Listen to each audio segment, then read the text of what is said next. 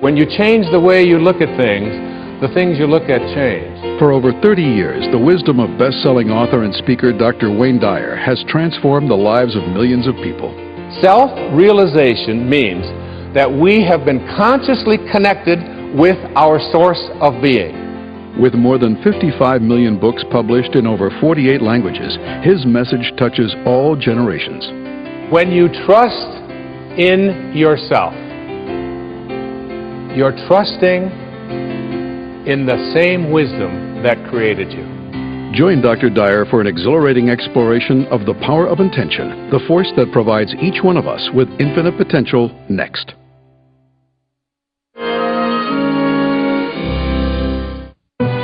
This program was made possible by contributions to your PBS station from viewers like you. Thank you.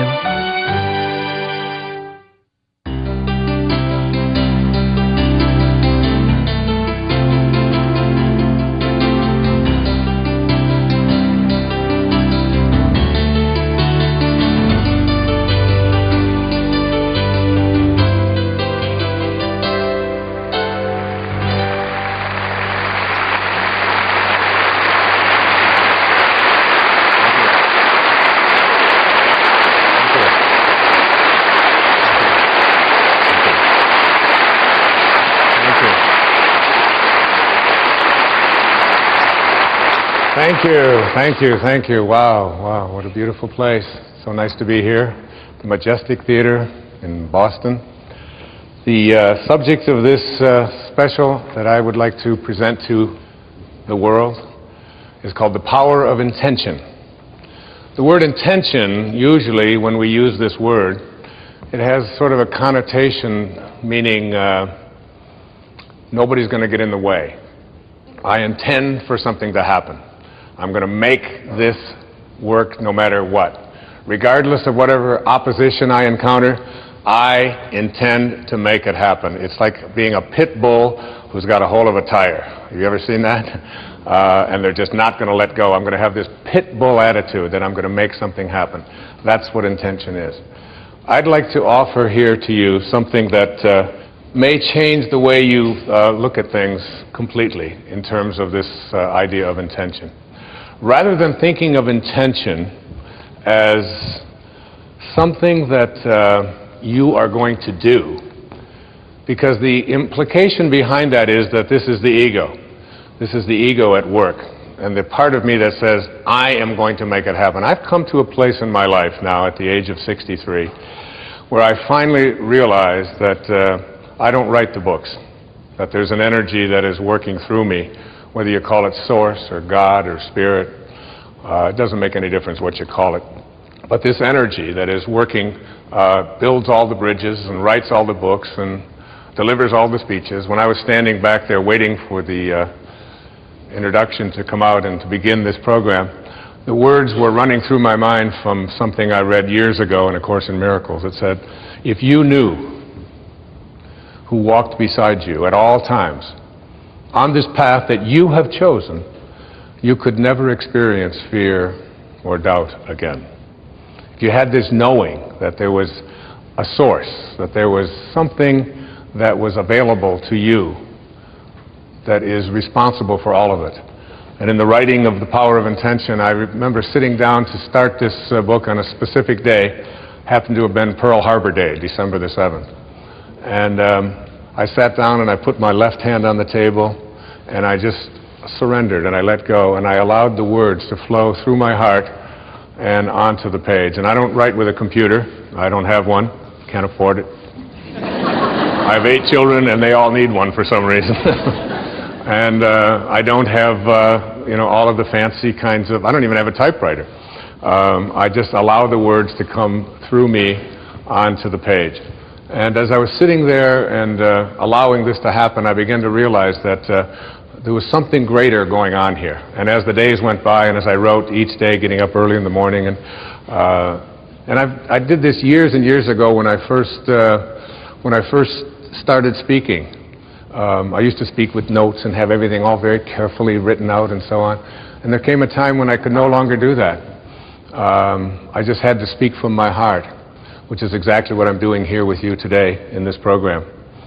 And when you surrender to this, when you begin to allow this force in the universe to work through you, you begin to realize that everything that shows up here in this world shows up from a source, from a place, from an energy, from a field, whatever you want to call it, and that we and these sort of piddly little egos of ours that believe that we're so important, and whether I get it done right or whether I don't, or whether I get it done on time or whether he does it or she does it or whatever, all of these details become almost something that occupy too much of the energy of our lives.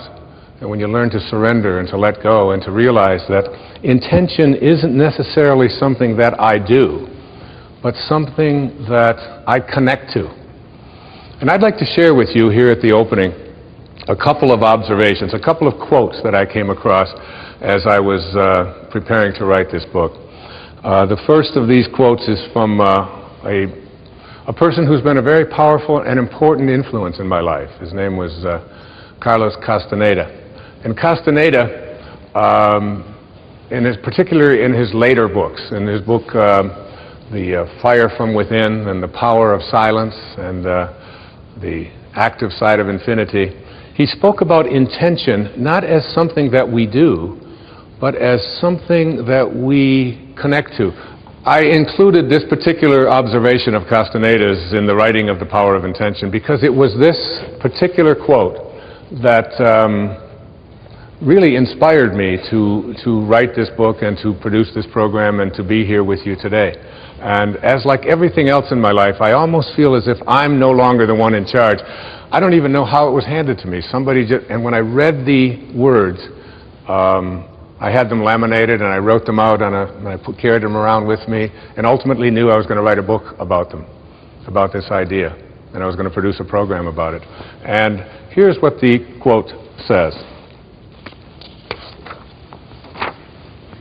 In the universe,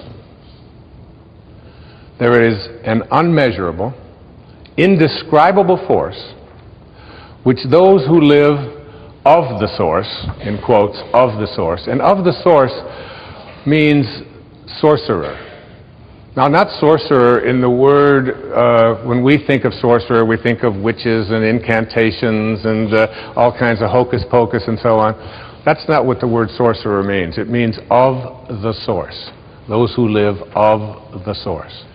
In the universe, there is an unmeasurable and indescribable force which those who live of the source call intention. And that absolutely everything that exists in the entire cosmos is attached to intent by a connecting link.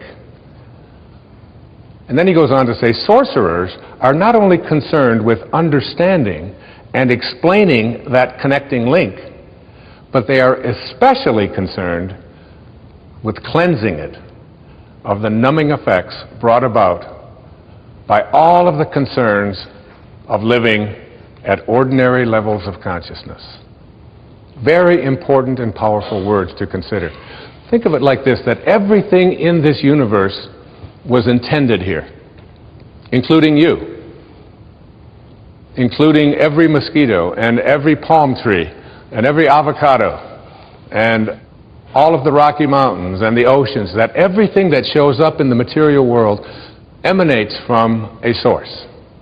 And this source can be thought of as that which intends things into the material world. And the question here today isn't whether or not you are going to be connected to it, because you couldn't be listening to this program. You couldn't be processing what I'm saying here if you weren't connected to this field. This field beats your heart.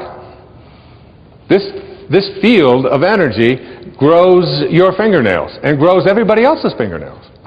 I used to say it grows your hair, but I've become a little suspicious of that, you know.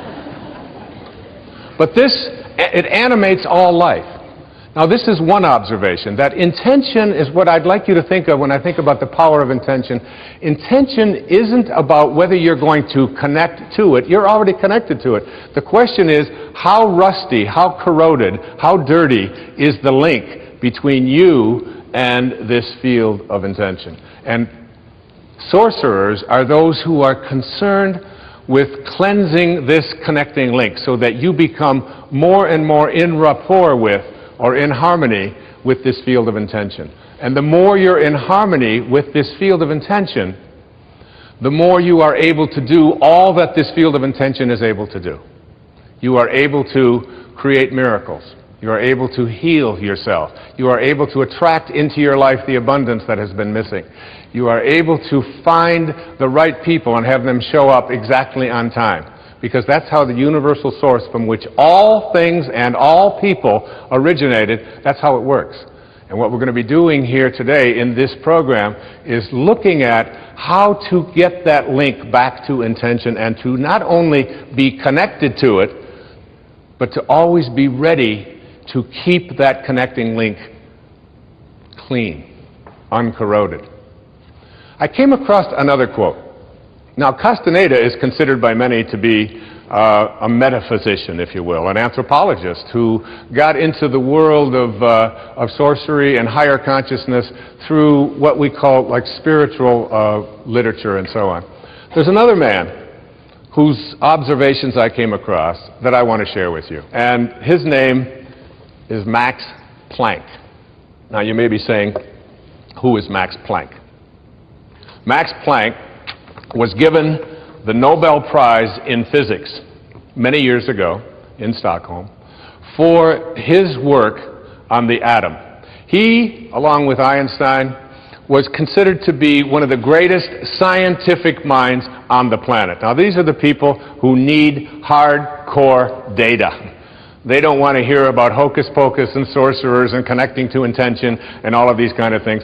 It has to be something they can measure, they can see. These are the people who are what we call operating out of the left brain. And that is not in any way a criticism. It's something that allows us to make great scientific explorations and advances, of course, as people.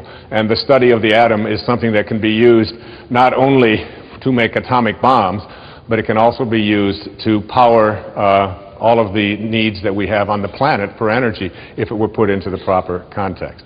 So, here's what Max Planck had to say. As he accepted the Nobel Prize, these were his words. As a man who has devoted his whole life to the most clear-headed science, to the study of matter, I can tell you, as the result of my research about atoms, this much. There is no matter as such. All matter originates and exists only by virtue of a force which brings the particle of an atom to vibration and holds this most minute solar system of the atom together. We must assume, now listen to a greatest scientist on the planet, we must assume behind this force the existence of a conscious and intelligent mind. This mind is the matrix of all matter. Now, that is very, very powerful evidence. One of the things that really intrigues me is this idea, and I heard it many, many years ago. I'm not even sure of the original source where I heard it, but it goes like this. When you change the way you look at things, the things you look at change. Albert Einstein once observed that you have the most fundamental and major decision that you have to make in your life is this. Do I live in a friendly or a hostile universe? Which is it? Is it a universe that is filled with hostility and anger and people wanting to hate each other and people wanting to kill each other? Is that what you see? Because when you see the world that way, that's exactly what you will create for yourself in your life. This is from great scientific minds.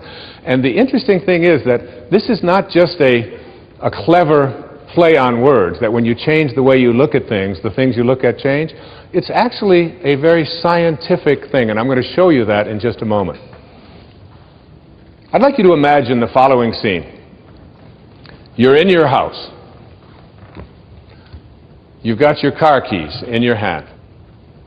The lights go out. Power failure. You can't see a thing. You stumble around in your living room and you drop your keys. And you look around for a moment and you realize that you're never going to find them in the dark. But you look outside and you notice that the street lights are on.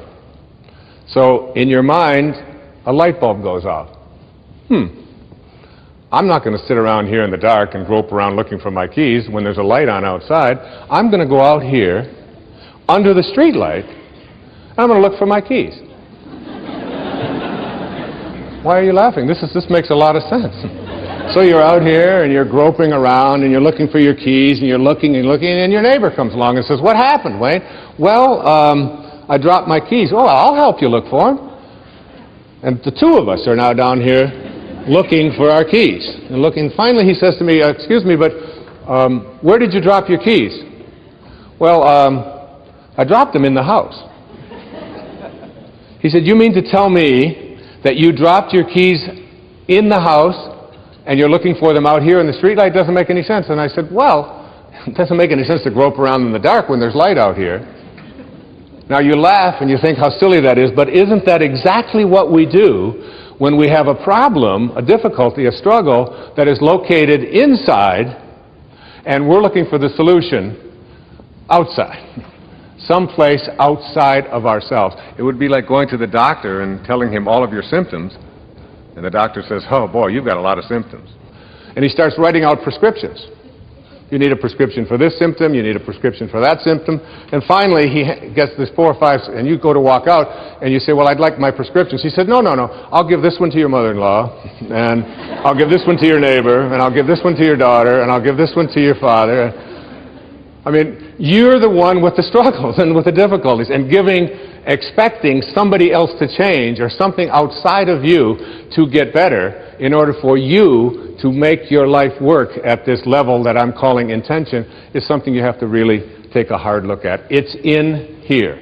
We have to see, the question isn't whether I'm connected to this field of intention. The question is, how ready am I to keep that connecting link absolutely corrosion-free? Now, I used to ask the question many years ago, from studying philosophy and teaching it for many years, who am I? Who am I? I'm pretty much at peace with that now. I really think that who I am is a piece of the divine source, disguised as an author and a father and a writer and someone who delivers these kinds of talks and so on. It's all a disguise. I remember when someone asked Mother Teresa, "What do you do every day in the streets of Calcutta?" She had a wonderful, profound answer. She said, "Every day I see Jesus Christ in all of his distressing disguises. I see the unfolding of Source, the unfolding of God, the unfolding of Spirit in all that I encounter." And I see it in myself as well. And I see that and know that. That's not the question that bugged me the most. The one that puzzled me the most is, where did I come from? Where did I come from? You ever ask yourself that question? I used to ponder that. I could remember I lived in a series of foster homes for a while when I was a young boy, until I was about 9. And I lay out in Mount Clemens, Michigan. I would lay out on the grass, and I would look up. And I'd see these endless stars. There was an apple orchard out there. And I could just lie there on my back, and I'd just look up, and I'd say, where did I come from? Where did I come from? And it's not about reincarnation. I always liked Eleanor Roosevelt's response when they asked her if she believed in reincarnation. She said, "I don't think it would be any more bizarre for me to show up in another lifetime than it was for me to show up in this one." It always kind of made sense to me. You know? It's hard to figure all of this out. But where did I come from? Where did I come from? So you ask yourself this perplexing question, where did I come from? And most of us, when we think about that question, we come up with an answer. And the answer is, as hard as it is for us to even imagine, our parents did it. It's a tough one. But in one blissful moment, one drop of human protoplasm in some mysterious way collided with another, and life began in this microscopic dot. Now, I can remember years ago, we had 4 children in 7 years.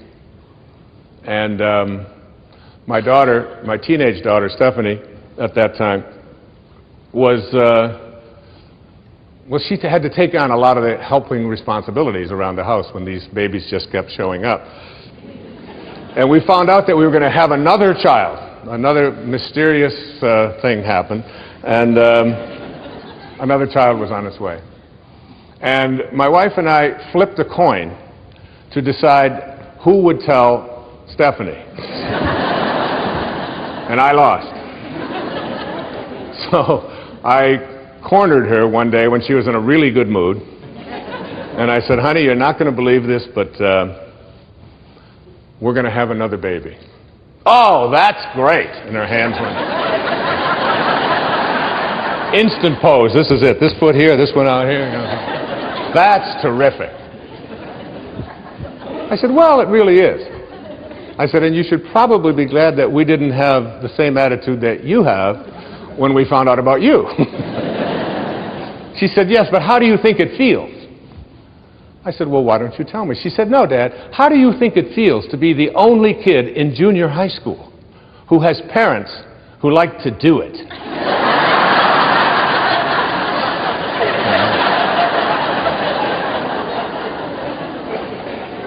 And I said, Steph, I know this is going to be hard for you to accept, but Grandma and Grandpa do it.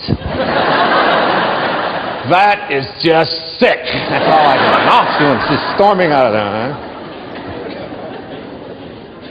So when we think about where we come from, that sort of is the place that we get to in our hearts. But just go back to that moment for a second and understand that, remember what I said earlier, when you change the way you look at things, the things you look at change. Just keep that idea in mind. Because if you go back to the time of your absolute beginning into the material world, you know that there was a microscopic dot. And this microscopic dot included everything that you needed for this physical journey.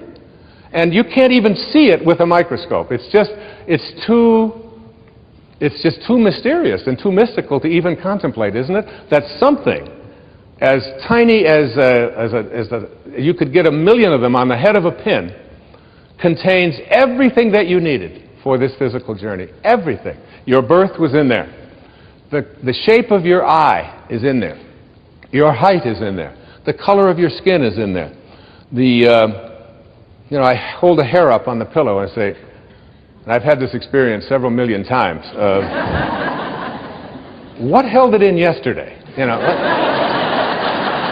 And you must ask that question, like, what held them up yesterday, don't you? Or why was it black yesterday and it's gray today? Where did that one come from, or whatever? And all of these changes are in this microscopic dot. So what I'd like to do just for a few seconds here is to go back to take the microscopic dot that is your beginnings, in which there's a future pull that is created every face and every body and everything in here and everyone out there watching today. In that one instant miraculous moment, everything that you needed for this physical journey was in there. Too hard to comprehend, you just accept it. So now we take the dot and we look at the dot and we say, let's find the origin of the dot that began me. And you put it under a microscope and you turn up the magnification, and what you see as you turn up this magnification is you see molecules. And inside of those molecules are mostly particles, and these particles are all flitting about, and there's mostly just empty spaces in there. And you take one of these particles out, and we call them atoms. And you put this atom, looking for your source, looking for where you began, and you put it under another atomic microscope, turn up the magnification even stronger, and what do you discover as you turn up the magnification? You discover that it's just more empty spaces and more particles with new names. Protons, electrons, neutrons, protons, whatever you want to call them, right? We memorized them in junior high school, right? So you take one of these electrons, and you're just looking for your source. Where did I come from? You turn up the magnification on this electron microscope, and what do you see? More spaces and more particles, all flitting about, a dance, this huge dance.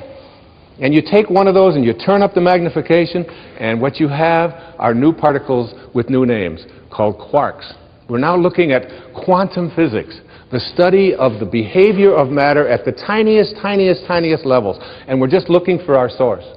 So finally we take one of those quarks, and these quarks are really weird. My friend Deepak Chopra has often said to me, Wayne, he said, quantum physics is not only stranger than you think it is, it's stranger than you can think. Because you take a tiny little subatomic particle and observe it, and the fact is that the nature of your observing changes what you're observing. If you look at it in a certain way, it becomes one thing. If you turn away, it becomes something else. It's truly a scientific fact that when you change the way you look at things, the things you look at change. And now you take this tiny little subatomic particle, and you take it and you put it in a particle accelerator, and you rev up the speed of these things and collide them at 250,000 miles per hour. You collide them, you open up the particle accelerator looking for your source, and guess what's in there? Nothing. No thing. That the dot that began you originated from a field of energy that has no boundaries, no beginnings, no ends. It's infinite. It's an infinite potential. And the question that I have for you is, if you can get this, that you didn't begin with that particle, because particles themselves do not create more particles. St. Paul put it this way in the New Testament, that which is seen hath not come from that which doth appear. They talked a little strange in those days, right? What that means is that everything that we see in the material world doesn't originate in the material world. It's the spirit that gives life. The flesh counts for nothing. If the shape of your eye can be in an energy field that has no boundaries, no form, no materialness to it, why not the shape of your life? Why not everything that you are destined to become? Why can't that be a part of this energy field as well? That you showed up here from a field that I call intention. And that beautiful globe that is here to my left, to your right, is what I am going to call, for the rest of this program, I am going to call this the source from which we all originated. That every particle that shows up on this planet, and that's what Max Planck said, and that's what Carlos Castaneda said, and that's what every metaphysician said, that's what all of the great spiritual teachings on this planet say, that our source is spirit. It is something other than the physical. And if you had a set of magical binoculars, and you could look at that field, what I'm going to describe in this program is what that field would look like. And my suggestion to you here is this, that you are going to, if you want to understand intention and the power of intention, it means suspending your ego, the part of you that believes that you are separate from this source, because that's where all of our problems originated, all of our struggles, even our illnesses. This is a source of well-being. Everything that emanates from this source emanates from a field of well-being. It looks like something. It sounds like something. One of the things that it sounds like, I took from one of the great spiritual traditions in the universe. It's from the Bhagavad Gita, what is called the Hindu holy book, the Song of the Lord. But you can look in any spiritual tradition, whether it's Christianity, whether it's Judaism, whether it's Zoroastrianism or whatever, and basically they all say the same thing. If this source that we call God or soul or spirit, if it could speak, this is what it would sound like. And then later on, I'm going to talk to you about what it looks like. What does it look like? I am the source of all material and spiritual worlds. Everything emanates from me. That's what it sounds like. Everything emanates from me. So that means you. And that's why the words, with God all things are possible, means that when you find in your heart a way to reconnect to this, and remember what I talked about in those opening quotes, that this field of intention is a field that is only corroded because we take on something that separates us from the source. And that is called the ego. And the ego is really nothing more than an idea that we carry around. It's the source of virtually all of our problems. The only difficulty is you can't check into a hospital. Like if you got an appendix problem, you check in, get an appendectomy. There's no place that I know of that gives egoectomies. It would be nice, but it doesn't work that way. So that what you want to do is figure out a way to get rid of this idea that who I am is separate from this. And this is your source. And when you reconnect to your source, live in harmony with your source, you are connecting to the field of intention. And when you're with this field of intention, everything that this field of intention from which all material worlds emanate, everything that it can do, you can do because you are it and it is you. The problems that we have is we've come to a place where we believe that we are separate from it. And so we start to believe that I am what I do. And I am what I have. And I am separate from everybody else. And I am my reputation. And I'm separate from what is missing in my life. But this field from which all things originate, if it's everywhere, it's got to be in you. And if it's everywhere and it has to be in you, it has to also be in everything that you perceive to be missing from your life. It has to be in that too, because there's no place that it's not. And if there's no place that it's not, you literally are already connected to everything that you would like to attract into your life. What keeps you from doing it is your belief that you're separate from your source. We want to reconnect to this source. People ask me the question, what about a free will? If I was intended here, and the shape of my life was intended here from this source, where does that leave me with a free will? Well, where it leaves you with a free will is this. You have a free will to decide whether or not you are going to connect or not connect to that source. That's your free will. If you make a choice, a conscious choice, to stay disconnected from it and believe that you are all of these things that I just illustrated in the ego, this field of intention doesn't know anything about non-well-being. It creates from a source of well-being. It doesn't know anything about fear, about anxiety, about worry. It just is in a constant state of creating. There's a quotation that goes like this. Self-realization, which is really reconnecting to your source. Self-realization means that we have been consciously connected with our source of being. We are reconnected to this source, which I'm going to describe in detail in this program, what I believe the faces of intention look like. Once we have made this connection, then absolutely nothing can go wrong. That's from Swami Paramananda. Nothing can go wrong when you reconnect to source.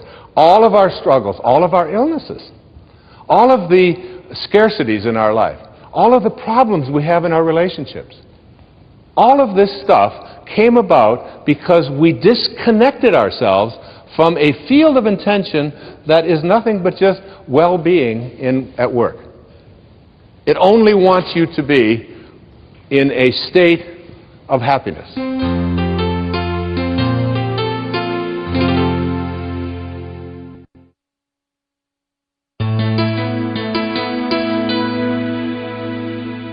I said in a book that I wrote many years ago called Gifts from Icus, there is no way to happiness.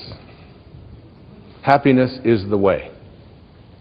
You're not going to find it in something outside of you. It is, and it's like when you understand this and get this, connecting to intention means something that's very powerful to you.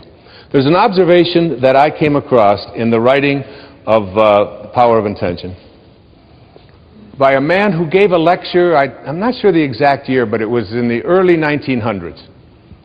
His name was Thomas Troward, and he gave a series of lectures on mental science at Edinburgh in Scotland, called the Edinburgh and Dorey Lectures. And one of those observations, one of those quotations was this. I really love this. He said, "The law of flotation was not discovered by the contemplation of the sinking of things." Isn't that great? Imagine yourself trying to figure out, what he made an observation that before about the 15th or 16th centuries, all of the ships in the world were made out of wood. And why do you think they made ships out of wood for so many centuries? Because when you put wood in water, what happens? It floats. And our conclusion was, the law of flotation must be, you want things to float, make them out of things that float. But now we have realized that in studying the law of flotation, that it has nothing to do with what the material is made out. It has to do with the amount of water that is being displaced. So now all the ships of the world are made out of stuff that doesn't float, and yet they float. We're celebrating now at this time in our history the 100-year anniversary of Orville and Wilbur Wright over in Dayton, Ohio. Imagine the law of flight being discovered by two brothers contemplating the staying on the ground of things. So what we want to do is figure out a way to reconnect ourselves to surrounding ourselves with this idea that we are already connected to everything that we need for everything in our life. We've just separated ourselves by believing that we're something that we're not. In a book that I wrote a few years back called 10 Secrets for Success and Inner Peace, which was part of a PBS special, one of those secrets is called Treasuring Your Divinity. Treasuring Your Divinity. And I came across this observation, and I was writing some notes on what I'm just talking about, on contemplating things. Listen to these words. We know that by the very nature of the creative process, which is what intention is about, learning to create the life that you want, the world that you want, the people that you want, the excitement that you want, the health that you want, everything. We know that by the very nature of the creative process that we are one with this originating spirit. And therefore, we are also one with all of its principles. Whatever this is like, whatever it sounds like, whatever it thinks like, whatever it looks like, we are one with it. And consequently, we are one with its infinite personality. We are not here as human beings having spiritual experiences.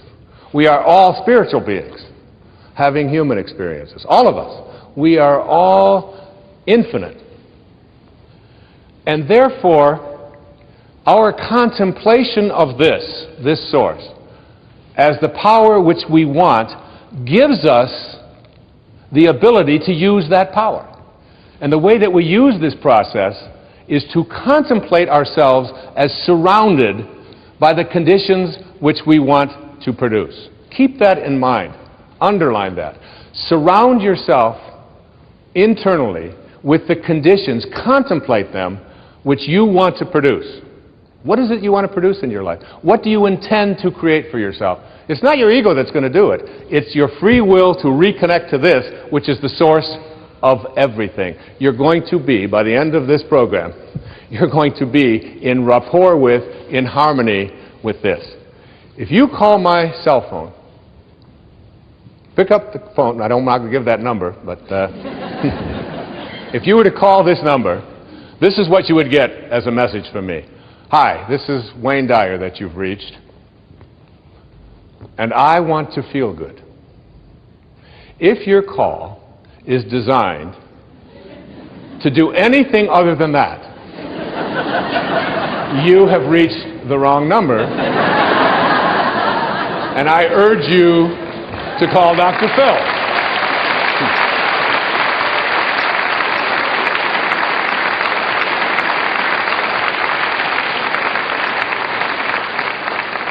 But feeling good is perhaps the most important thing that I can talk to you about here in cleaning up this link. If you open up the Torah, this ancient spiritual text, the Old Testament, and go to the very opening lines, Genesis 1:1, it says, what? In the beginning, God created heaven and earth. Pretty simple. God is infinite. Out of this source came all the material worlds. And then if you read down 31 lines later, it says, and all that God created was good. So good and God are synonymous, aren't they? Good and God, just an O, just one extra O. So that when you say, I want to feel good, as you'll see as this program unfolds, you're really saying, in a way, I want to feel God. I want to feel whatever this beautiful source of all, this divine mind, this source of all things, I want to feel what it feels. Now you might say to yourself, yeah, it's easy to say I want to feel good, but how can I feel good when so much around me is bad? How can I feel good if my sister-in-law has cancer? And how can I feel good if I know that over on the other side of this planet there are people who are starving to death? And how can I feel good if there are people who are poor and I have money, and there are people who are starving? And how can I feel good when my children act in the way that they act? Or how can I feel good? And I suggest to you that when you say I want to feel good, what you're saying is I want to feel God. I want to feel this. I want to connect here. And I want to offer this to you as a very important and powerful piece of advice that came to me years ago. You cannot get sick enough to heal one person on this planet. And you cannot get poor enough to make one person wealthy on this planet.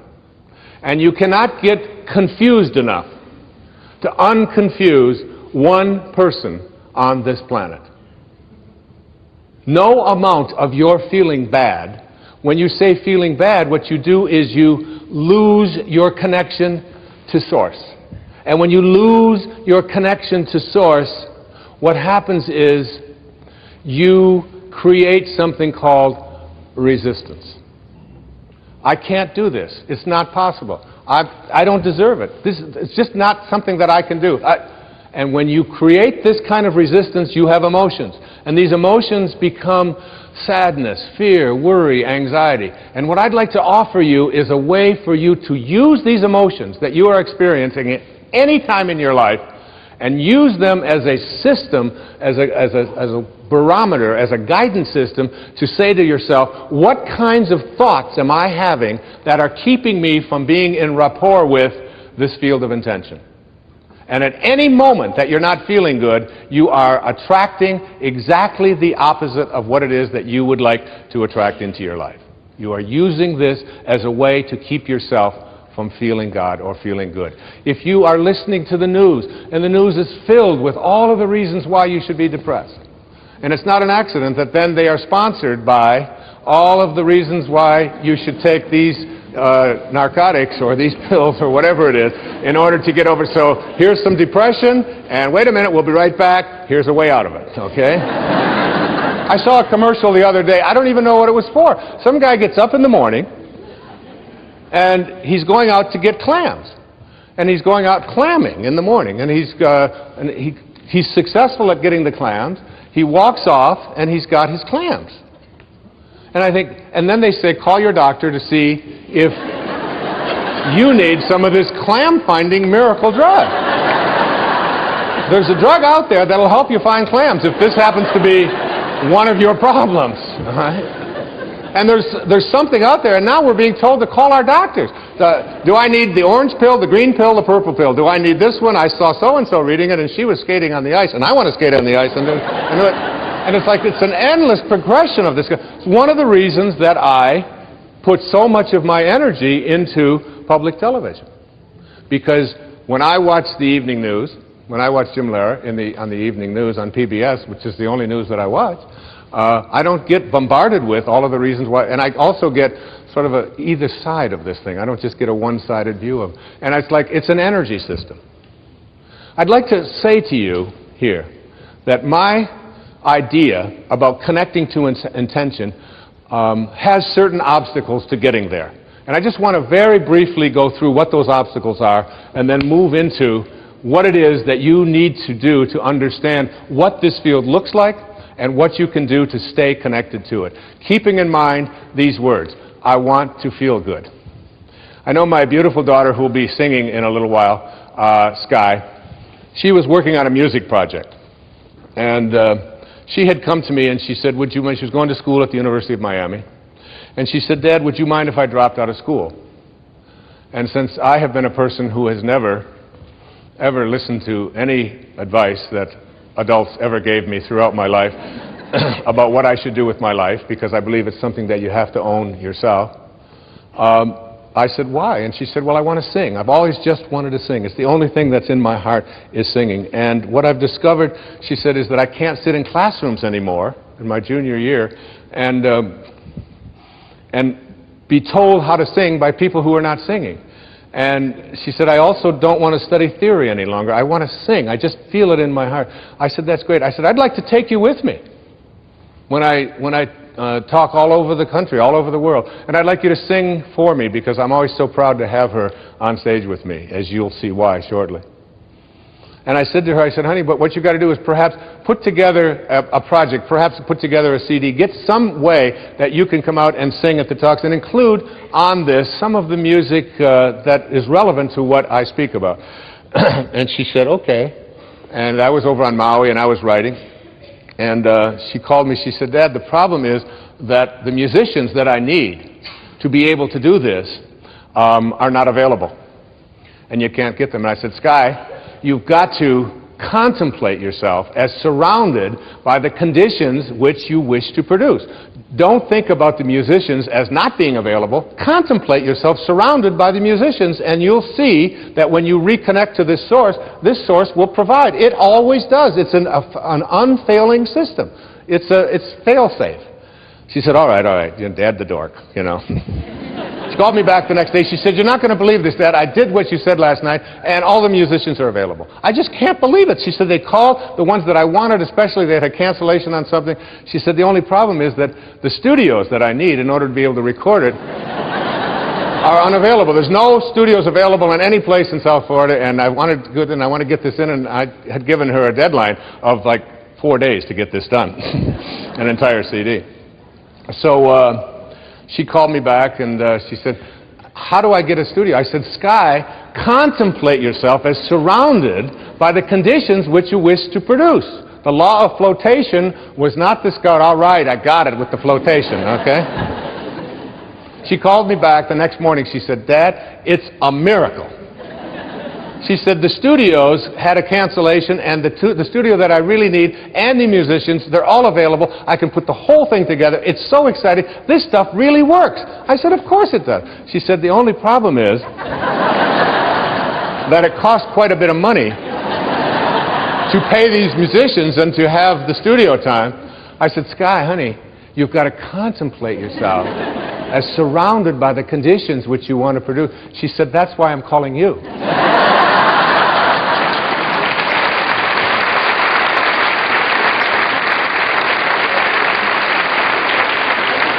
And I said, but honey, I want to feel good. She said, maybe you should call Dr. Phil. She said, and this will make you feel good, because you will be contemplating yourself as surrounded by a daughter who is so... She used it all right back on me. And she did it, and she got it done, and she was able to produce it. And, you know, it sounds like a silly little example, but it's like the obstacles that we have to creating what we want very often are in the ways that we perceive ourselves as disconnected here. And every thought that you have that says, I can't do it, is resistance to connecting to Source. And every thought that you have that says, it's never worked before, that's resistance to connecting to this Source, to what is being, what I call vibrating to Source energy, getting back to having your desires, what you want to create in vibrational harmony with this highest energy in the universe. The obstacles that we have, most of us are, there's three of them. The major one is the ego, which I talked about earlier. You have to learn to stop being offended. There are people out there who are going through life looking for occasions to be offended, and you very seldom will find yourself disappointed. And if you don't like the way somebody's dressed, that's a way to be offended. If you don't like the language that they use, one of the things I do is I run in hallways when I'm traveling on the road, because I like to do my running every day, but I don't like to, if it's very cold or very hot, I don't like to have to carry a lot, so I just carry a pair of shorts, and I run up and down the hallway like this. I run here and I run up and down, and I get an hour of running out there in the hallways of hotels. Now there are people behind the doors very often who don't anticipate a sweaty man in running on the hallway. And there are times when the doors will open and I'll be running and I'll hear someone walk by. What is that guy doing? What's wrong with him? Doesn't he know that there's a track? This isn't the place. And he's using my experience out here as a reason to be offended. And he's still on the way down. He's yelling at his wife about the fact that I shouldn't be there. Oftentimes goes home, kicks the cat, whatever it is. Because. But one day I was running, and there's a different view of it as well. It's very interesting. Because I was running in the hallway one time. And the door opened, and a woman had to be 92, 93 years old. So it was in Little Rock, Arkansas. And she opened up the door, and I was running right past her. She had a little walker. She said, "Young man." I immediately loved this lady. Huh? She said, "What the hell are you doing?"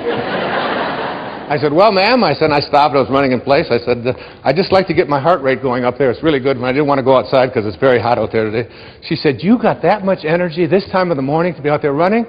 I said, "Yes, ma'am." She said, "Why don't you come on into this room with me for a little while?"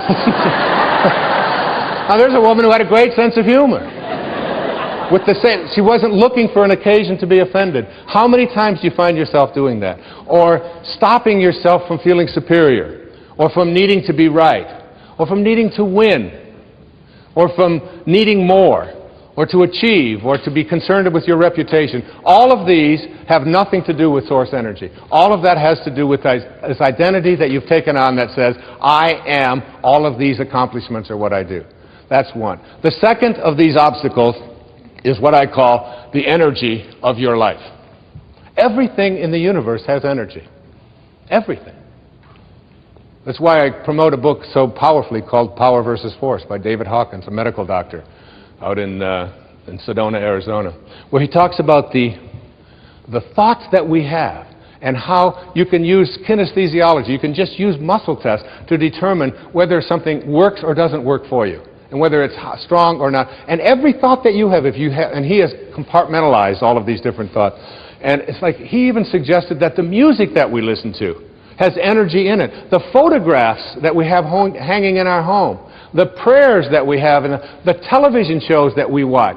There is very low energy out there. The average child in America has already seen 12,000 murders, simulated murders, in his living room on cable and commercial television before his 14th birthday. Imagine. Imagine. 12,000 simulated murders. You never see that on public television. That's why I'm here doing this for public television. Because it's a place where you are not allowed to send that kind of energy out. So my son, I was over on Maui, and we were there for the summer, and all of a sudden I hear this crazy music playing throughout the whole place. And it's some kind of gangster thing and wanting to kill people and loud swearing and all of this. I said, "Sands, what is this? What are you listening to?" He said, "Dad, it's really cool, man. This is rap. This is really, like, 16, I said, "Go get the CD." And this is something that I read in Power versus Force. He said, "What do you mean?" I said, "Go get the CD." Now, he's a big, strong, 16-year-old strapping kid, 6 foot tall, very muscular, a lot of testosterone. And so he brings the CD in, and he said, "What do you want me to do with this?" I said, "Well, set it on the table and take that banana." And I had some bananas there. I said, "Take that organic banana, place it next to your heart, put your arm out, and what I'd like you to do is resist me as hard as you can with that banana next to your heart." And he did, and I put 2 fingers on, I couldn't budge his arm. I said, "Now take that CD and put that next to your heart." He took the CD with the energy in it. As hard as this is to imagine for yourself, you can try this in your own work. And he held that next to him, and he became powerless to my 2 fingers pushing down on his arm. The energy weakened him. The energy of the foods that we eat, the shows that we watch, the people that we surround ourselves with. Even most of you know that I'm a camel. And a camel is an animal that starts out every morning on his knees, and he goes to bed every night on his knees, and he can go 24 hours without a drink. And that's something that I do every day. I go 24 hours without a drink. And it isn't because I labeled myself as an alcoholic or anything like that. I was told by a very powerful and important teacher that if you want to reach the levels that I would like you to be able to understand, where you can literally do a somersault into the inconceivable and see yourself as capable of attracting and healing and being able to create abundance, if you want to be able to be all that you can be, he said you've got to stop putting substances into your body that are deteriorating the body and deleterious to the health of your body. And he said alcohol just happens to be one of those things. So I don't take a particular moral position on it. I did it because I didn't want that energy into my life. So look at the energy of your life, the places that you accumulate, the friends that you have, the people that find fault with what you're doing. Look at all of the way, even a simple little thing like feng shui, which is a Chinese form of how you arrange the furniture in your, it's so cool. But I've got a lady who works with me over in Maui, and every time I go away, she'll come back and she'll have this thing moved over here and this thing over there, and I'll say, but I like this here. This is where I shave. No. The feng shui of that isn't quite right, and you don't want to have a red next to you. I just listen to her. My place is one of the most pleasant and beautiful places. Of course, having it on the ocean has a lot to do with it as well. But I believe that energy is in everything. Change the energy of your life and reconnect to the energy of spirit. Spiritual energy is healing energy. Spiritual energy, as you'll see, is the energy of abundance.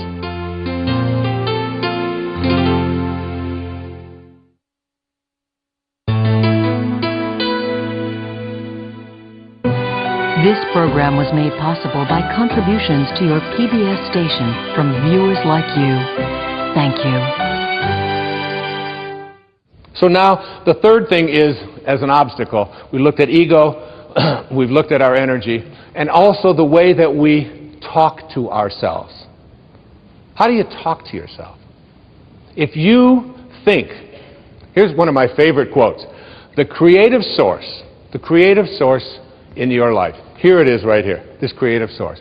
This source reacts to your belief in shortages with a fulfillment of your belief. If you believe there's shortages out there and you can't attract them into your life, now this is a source that is unlimited abundance. It just is a constant state of creating. It's always creating, okay? So it doesn't know anything about shortages. If you come to this source with a belief that there are shortages in terms of your life, it will fulfill your belief. If you believe that you can't be healed, that it's just impossible for you to be healed, if you believe you can't be happy, if you believe that you have to be miserable, if you believe that you can't attract the right person, if you've got something that you want to fund, some project that you want to fund, and you can't get it funded, and you come to this source with a belief in shortages, it will fulfill your belief. It only knows how to be. Remember what I said earlier. You are at one with this, and you are also at one with all of its principles. And you have to contemplate yourself as connected to, in harmony with, in rapport with this. It's like there's a game that's been on television for years. It's called the Match Game. And this match game is it's a fun little game to watch because you get people who you really think know each other, and they say something and they try to match it up. You want to get into a match game yourself. And the match game you want to be into is one in which you match up with this source. You're going to always try to be matched up with that. What I'm asking you to do in this program, and in understanding intention and the power of intention, I'm asking you to see yourself at every moment of your life when you're having a thought, when things aren't working, when you're not feeling well, when the right people aren't there. You could say something to yourself. I heard people say this, I tell people always, think from the end. Think from the end. So I was talking to a man one day down in where I work out in the gym, and I said to him, He's been sick. He's got nose running. He's got, you know, Snoopy's running out of his nose. He's got, it's disgusting. And I said, how long have you been sick, Marty? You will never believe this answer. He said, in 3 weeks, it'll be a month.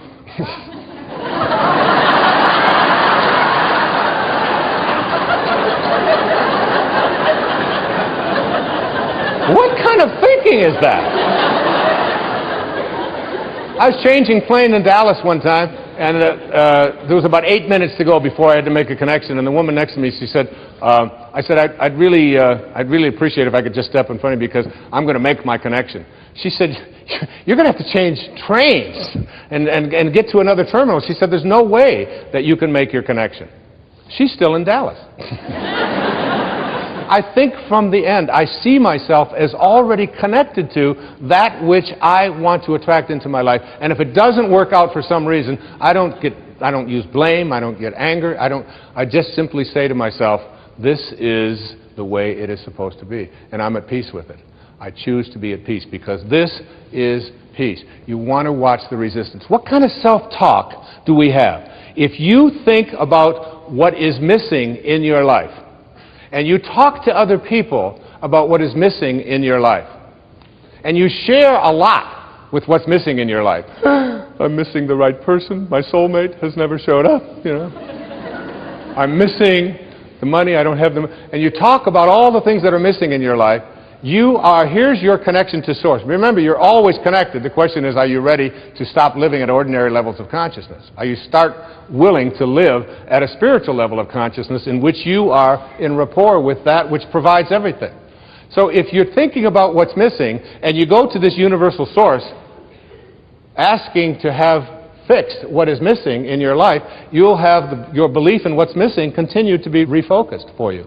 In the Old Testament it says, as a man thinketh, so is he. If you think about what is missing, don't be surprised if you keep attracting what's missing into your life. If you think about what always has been, then don't be surprised if what always has been is what keeps showing up in your life. Because thoughts are energy. And the thought of it's always been this way and there's nothing I can do, resistance. What emotion am I feeling? Frustration. I want to change that. What is my guidance system? I'm going to see how in harmony am I with this energy of Source, with the energy of intention. How in harmony with it am I? The source of all doesn't know anything about things being missing. There's nothing missing in this universal source. And you emanated from that. You are a piece of that. If you're always thinking about what they want for you, and there's no shortage of them, they're called relatives. I'm going to write a book someday that's going to be called Your Friends Are God's Way of Apologizing for Your Relatives.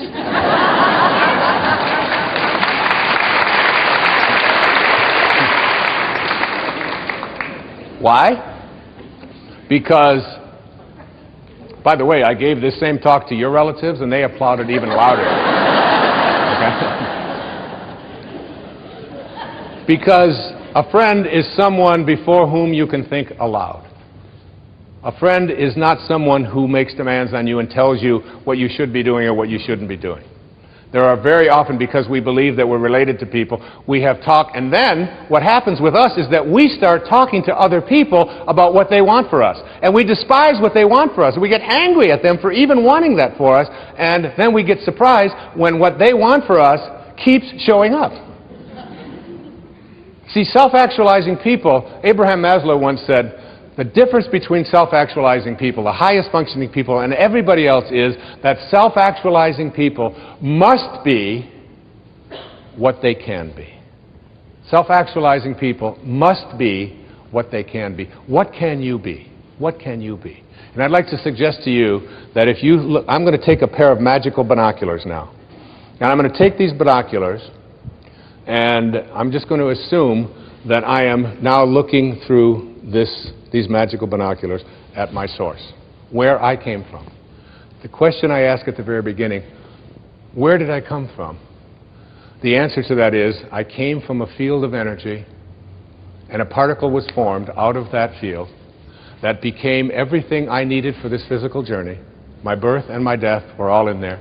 My height, the color of my skin, the hair falling out, all of the things that are taking place in this physical body were all handled there. But they were also handled before that source hit the world of material. And when I shift and understand that what I came from, what I'm looking for here, I'm looking to see, what does it look like? What does this look like? I call these in the book, in The Power of Intention, I call them the faces of intention. The 7 faces of intention. And any time in your life when you are not in harmony with these 7 faces, you are stopping the miraculousness, the miracle, the mystical mystery that you are, that not only decided the shape of your eye before it became a particle, but decided the shape of your life as well. You came here from a field of energy that has no limits. The first of these 7 faces is called the face of creativity, or creation. And I suggest to you that there's an intention, and intention is one of the chapters here. It is my intention to live my life on purpose. Here is the source. So beautiful. This is where I emanated from. And this source is always creating. And you, as a being who has emanated from that but has taken on an ego, has what I call summoning power or pulling power. You can pull from this source and be what it is, or you can have resistance to it. How much summoning power do you have? How much of this source are you able to summon? When you are on purpose and creating in your life, one of the great teachers in my life was a man named Patanjali. And he had an observation about being in spirit. The word in spirit creates a word called inspire. And Patanjali put it this way. He said, when you are inspired, in spirit, when you are inspired by some great purpose, some extraordinary project, all of your thoughts break their bonds. Your mind transcends limitations. Your consciousness expands in every direction, and you find yourself in a new and a great and a wonderful world. And then he said something so powerful. He said, dormant forces, like forces that you didn't think were accessible to you, dormant forces, faculties, and talents come alive. And you discover yourself to be a greater person by far than you ever dreamed yourself to be. Those words bring tears to my eyes. They're so powerful. When you are inspired, when you are in spirit. When you're in spirit, you are creating. When you are creating, everything is working.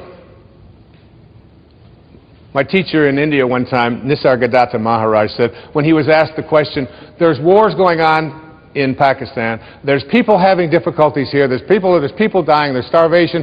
How can you say that I can heal myself, and how can you be at peace when you see all of this going around? And you know what he said to his devotee? He said, in my world, nothing ever goes wrong. What a powerful idea that is. You can't get sick enough to heal those people who are sick around you. You can't get poor enough to take care of the lack of abundance in so many people's lives. The only thing you can do to help that, as I'll be talking about a little later, is to connect to this. You know, when I was 19 years old, I joined the Navy right after high school in 1958. And I was going overseas to connect to my ship after having gone to school. And I was standing at the dock boarding a ship called the USS Vega, which is a refrigerator ship, which was taking me across the Pacific Ocean in 29 days to meet the USS Ranger, an aircraft carrier, at that time the largest ship in the world, and I was assigned to it. And it was docked in a place called Yokosuka, Japan. And I took a boat, this refrigerator boat, over to Sasebo in southern Japan, got on a train, 19 years old, and was going to catch my boat 29 days later. 19-year-old kid. And as I got on the boat, never having been on such an adventure before, my Uncle Bill, who was a school teacher in Hayward, California, one of my heroes, one of the reasons why I'm here today is because of my Uncle Bill Volley. he handed me a book, and it was a collection of short stories by a man named Leo Tolstoy. He said to me, as he handed it to me, he said, "Read The Death of Ivan Ilyich by Leo Tolstoy." And The Death of Ivan Ilyich is a story of a man very quickly who was a judge in Moscow. And he went back and forth every day to work, and he hated his work, and he hated his life, and he hated his wife. And he hated everything about what he was doing, and yet he still pursued it. And he got to the end of his life, and he was lying on his deathbed, and he looked up at his wife, who was holding his hands, and he looked into her eyes. And I was 19 when I read this, and it still gives me gooseflesh.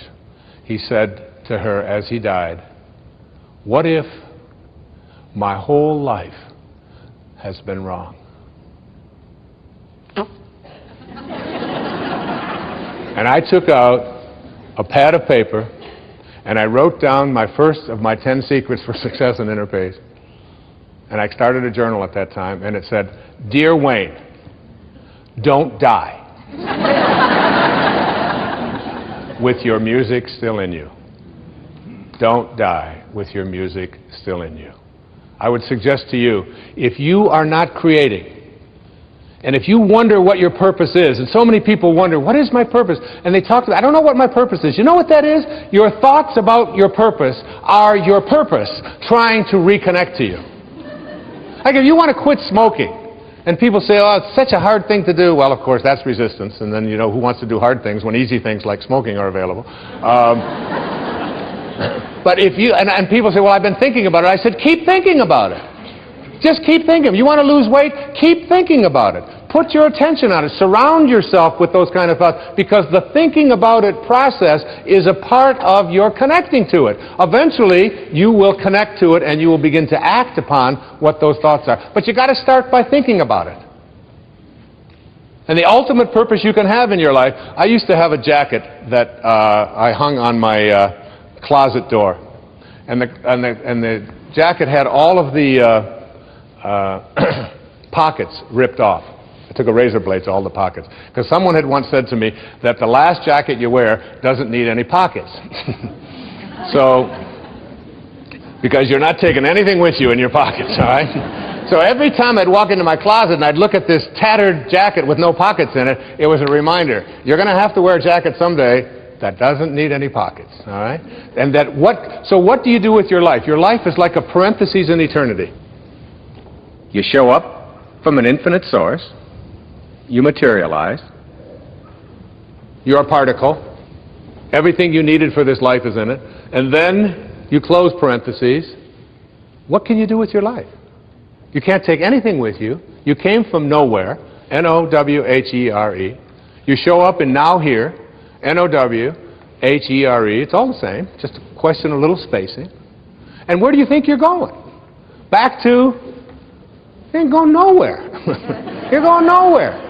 From nowhere to now here to nowhere, it's all the same. The only thing you can do with your life is give it away. When people say to me, what is it that I can do with my life? What is my purpose? My answer is always the same. Find a way to be of service. Find a way, whatever it is. Doesn't matter if you're serving ice cream cones in Alaska. It doesn't matter if you're raising horses in Montana. It doesn't make any difference. I had a woman come to me one time who wanted to adopt a child in Moldova. I had to look it up. Moldova. She saw this little face on a program on one of the stations there. I think it was on a PBS station. And she couldn't get that face out of her. She became on purpose. She began to live her life on purpose. She went to Moldova and brought home her little son. And it's like, whatever it is, when you are of service, if you're giving your life away, and if you don't know how to do that, you suspend your ego. You understand that living on purpose means there's no accidents. That you're aligning yourself with purpose. You ignore other people when they tell you what you should be doing. That's what Ivan Ilyich didn't do. You just ignore it. You don't have to have a fight about it. You can say, thank you for sharing. I appreciate that. It's very helpful. I've never thought of that before. I'll consider that. That's how you handle all conflict. Can I join up with this source energy, or can't I? As soon as you start striking out, you're off of purpose. You have to contemplate yourself surrounded by the conditions you want to produce. That's the first phase of intention.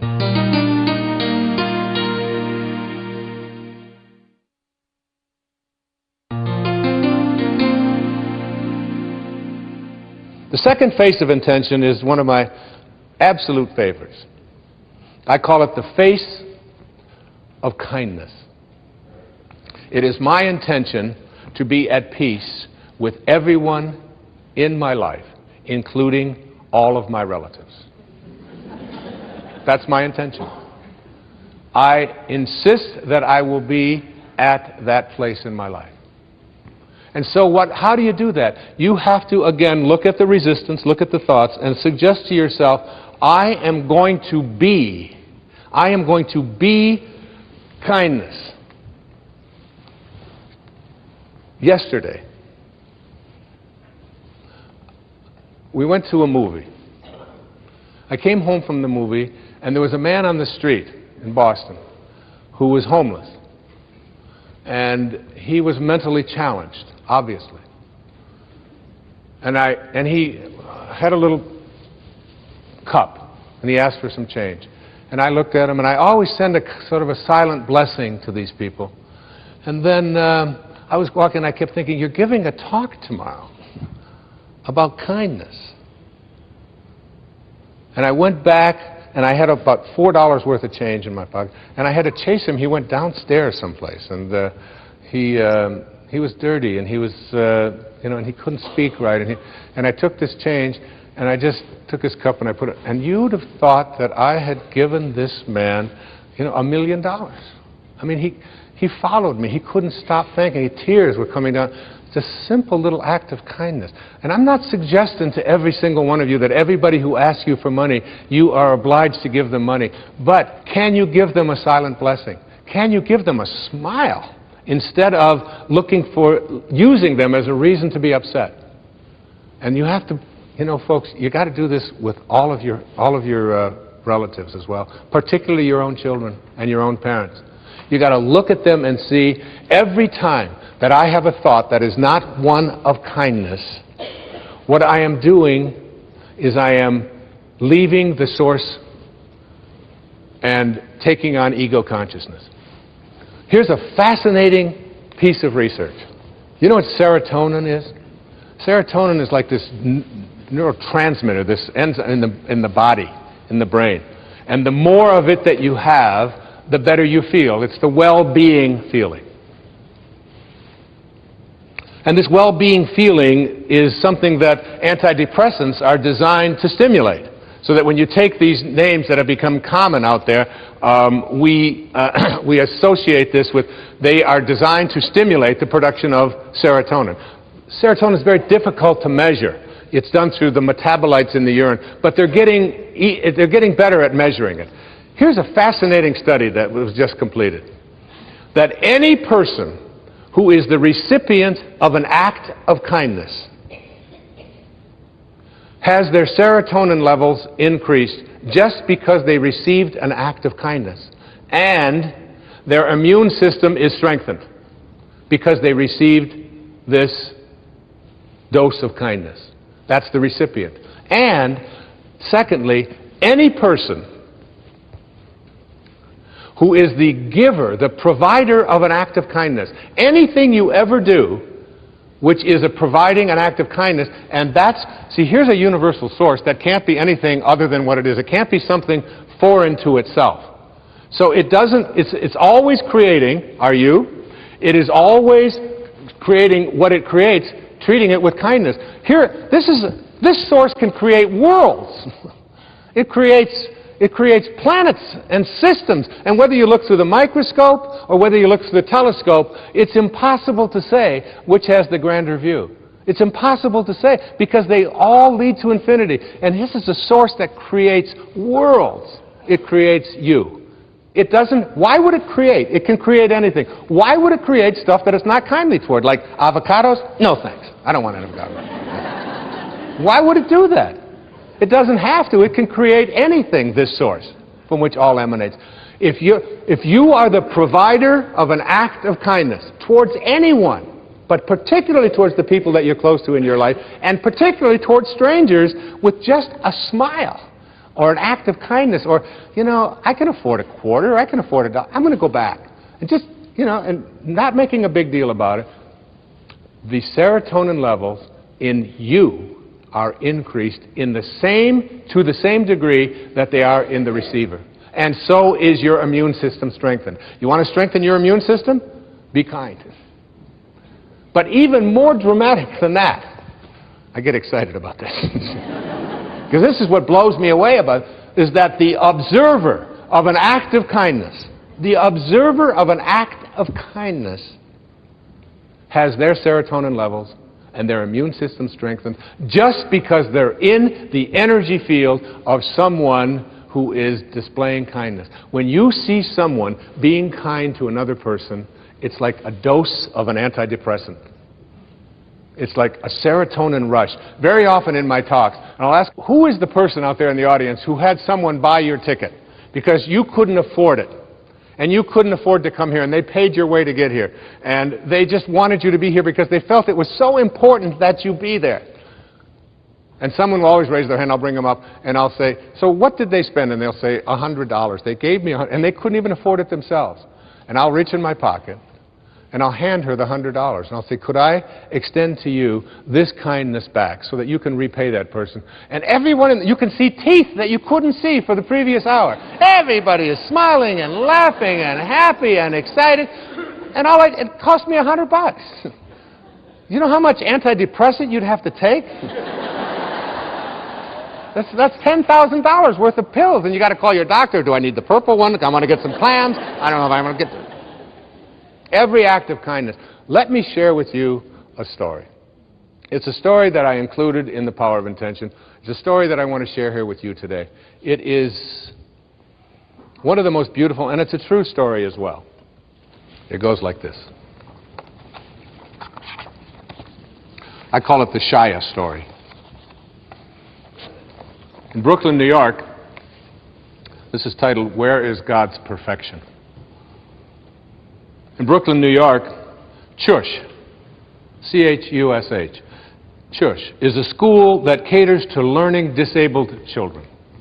Some children remain in CHUSH for their entire school career, while others can be mainstreamed into conventional schools. At a CHUSH fundraising event, a dinner, the father of a CHUSH child delivered a speech that would never be forgotten by all who attended. After extolling the school and its dedicated staff, he cried out, "Where is the perfection in my son Shia? Everything God does is done with perfection, but my child cannot remember facts and figures as other children do.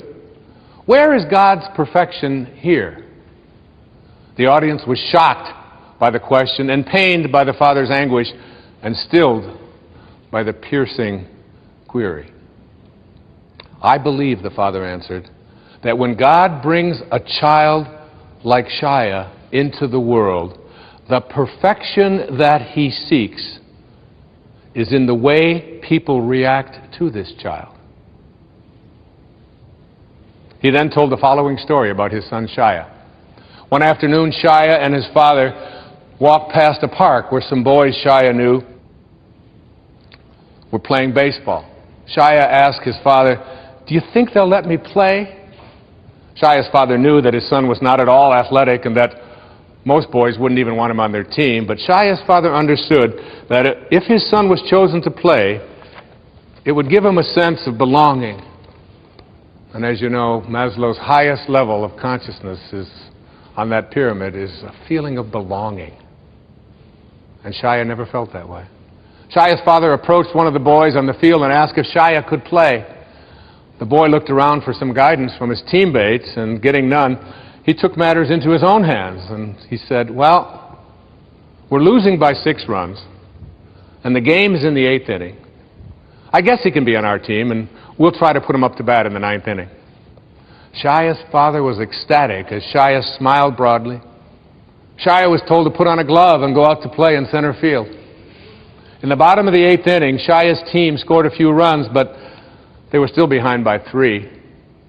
In the bottom of the 9th inning, Shaya's team scored again, and now with 2 outs and the bases loaded, Shaya was scheduled to be up with the potential winning run on base. Would the team actually let Shaya bat at this juncture of the game and give away their chance to win? Surprisingly, Shaya was given the bat. Everyone knew that it was all but impossible because Shaya didn't even know how to hold a bat, let alone hit with it. However, as Shaya stepped up to the plate, the pitcher moved in a few steps so he could lob the ball in softly so that Shaya would at least be able to make contact with the ball. The first pitch came in, Shaya swung clumsily and he missed. And then one of Shaya's teammates came up out of the dugout, and together he and Shaya held the bat and faced the opposing pitcher, waiting for the next pitch, the two of them. The pitcher again took in a few more steps toward Shaya so he could toss the ball even more softly. And as the pitch came in, Shaya and his teammate together swung the bat, and together they hit a slow ground ball to the pitcher. The pitcher picked up the soft grounder and could easily have thrown the ball to the first baseman. Shaya would have been out, and that would have ended the game. But instead, the pitcher took the ball and threw it on a high arc to right field, far beyond the reach of the first baseman. Everyone started yelling, "Shaya, Shaya, run to first, run to first." Never in his life had Shaya run to first. He scampered down the baseline, wide-eyed and startled.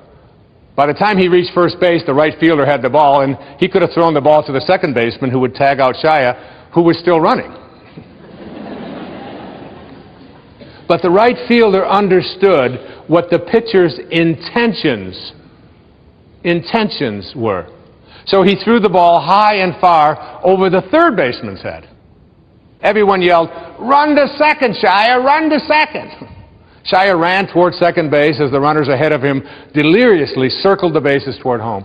As Shaya reached second base, the opposing shortstop ran up to him, turned him in the direction of third base, and shouted, "Run to third, Shaya, run to third." As Shaya rounded third, the boys from both teams ran behind him screaming, "Shaya, Shaya, run home, run home." Shaya ran home, stepped on home plate, and all 18 boys lifted him on their shoulders and made him the hero as he had just hit a grand slam and won the game for his team. That day, said his father, now with soft tears rolling down his face, those 18 boys reached their level of God's perfection. Is that a beautiful story? It always touches me.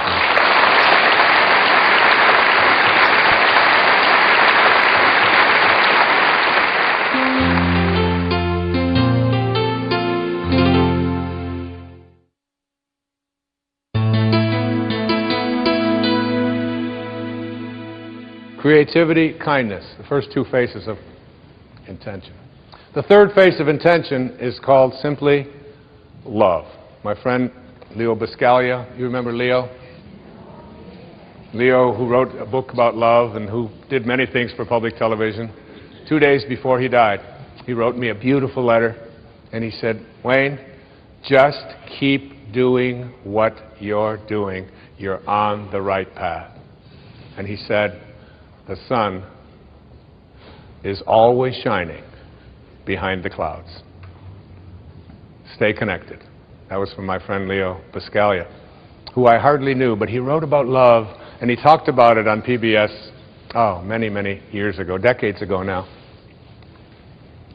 My intention, and I wrote a chapter on this, is called, "It is my intention to respect myself at all times." Your view of the world really depends upon how much you respect yourself. How much love do you have for yourself? When you trust in yourself, you're trusting in the same wisdom that created you. When you fail to trust in yourself, when you fail to love yourself, you are denying your own divinity, and therefore attracting the exact opposite of what this source is. This is a source of love. It is a source of great respect. It doesn't create anything that it doesn't have a loving feeling toward. If you don't have that feeling of love toward yourself, you can't extend it outward, for who can give away what they don't have for themselves? Who can do that? I've often used the metaphor of an orange. If you squeeze an orange, you get out of it orange juice. Why? It's an orange. That's what's inside. And when you squeeze you, someone puts pressure on you, says something about you that you don't like, and out of you comes anger and hatred and bitterness and tension and fear and anxiety and depression and worry and stress. It's not because of who did the squeezing. It's not because of the instrument they used or the timing. It has nothing to do with that. It has to do with what's inside. If you don't have love for yourself, you're not trusting in the wisdom that created you. And the idea of being able to respect yourself at all times, how do you go about doing this? You spend your life in a state of cooperation rather than competition. You see yourself as someone who is love in action. It's one of the things that I have written on my return address when I write someone back. It says that it'll have my name and then the address, and it's above my name it says love in action. That's what you have to be, love in action. You suggest to yourself and you say these words to yourself: I am whole, I am perfect as I was created.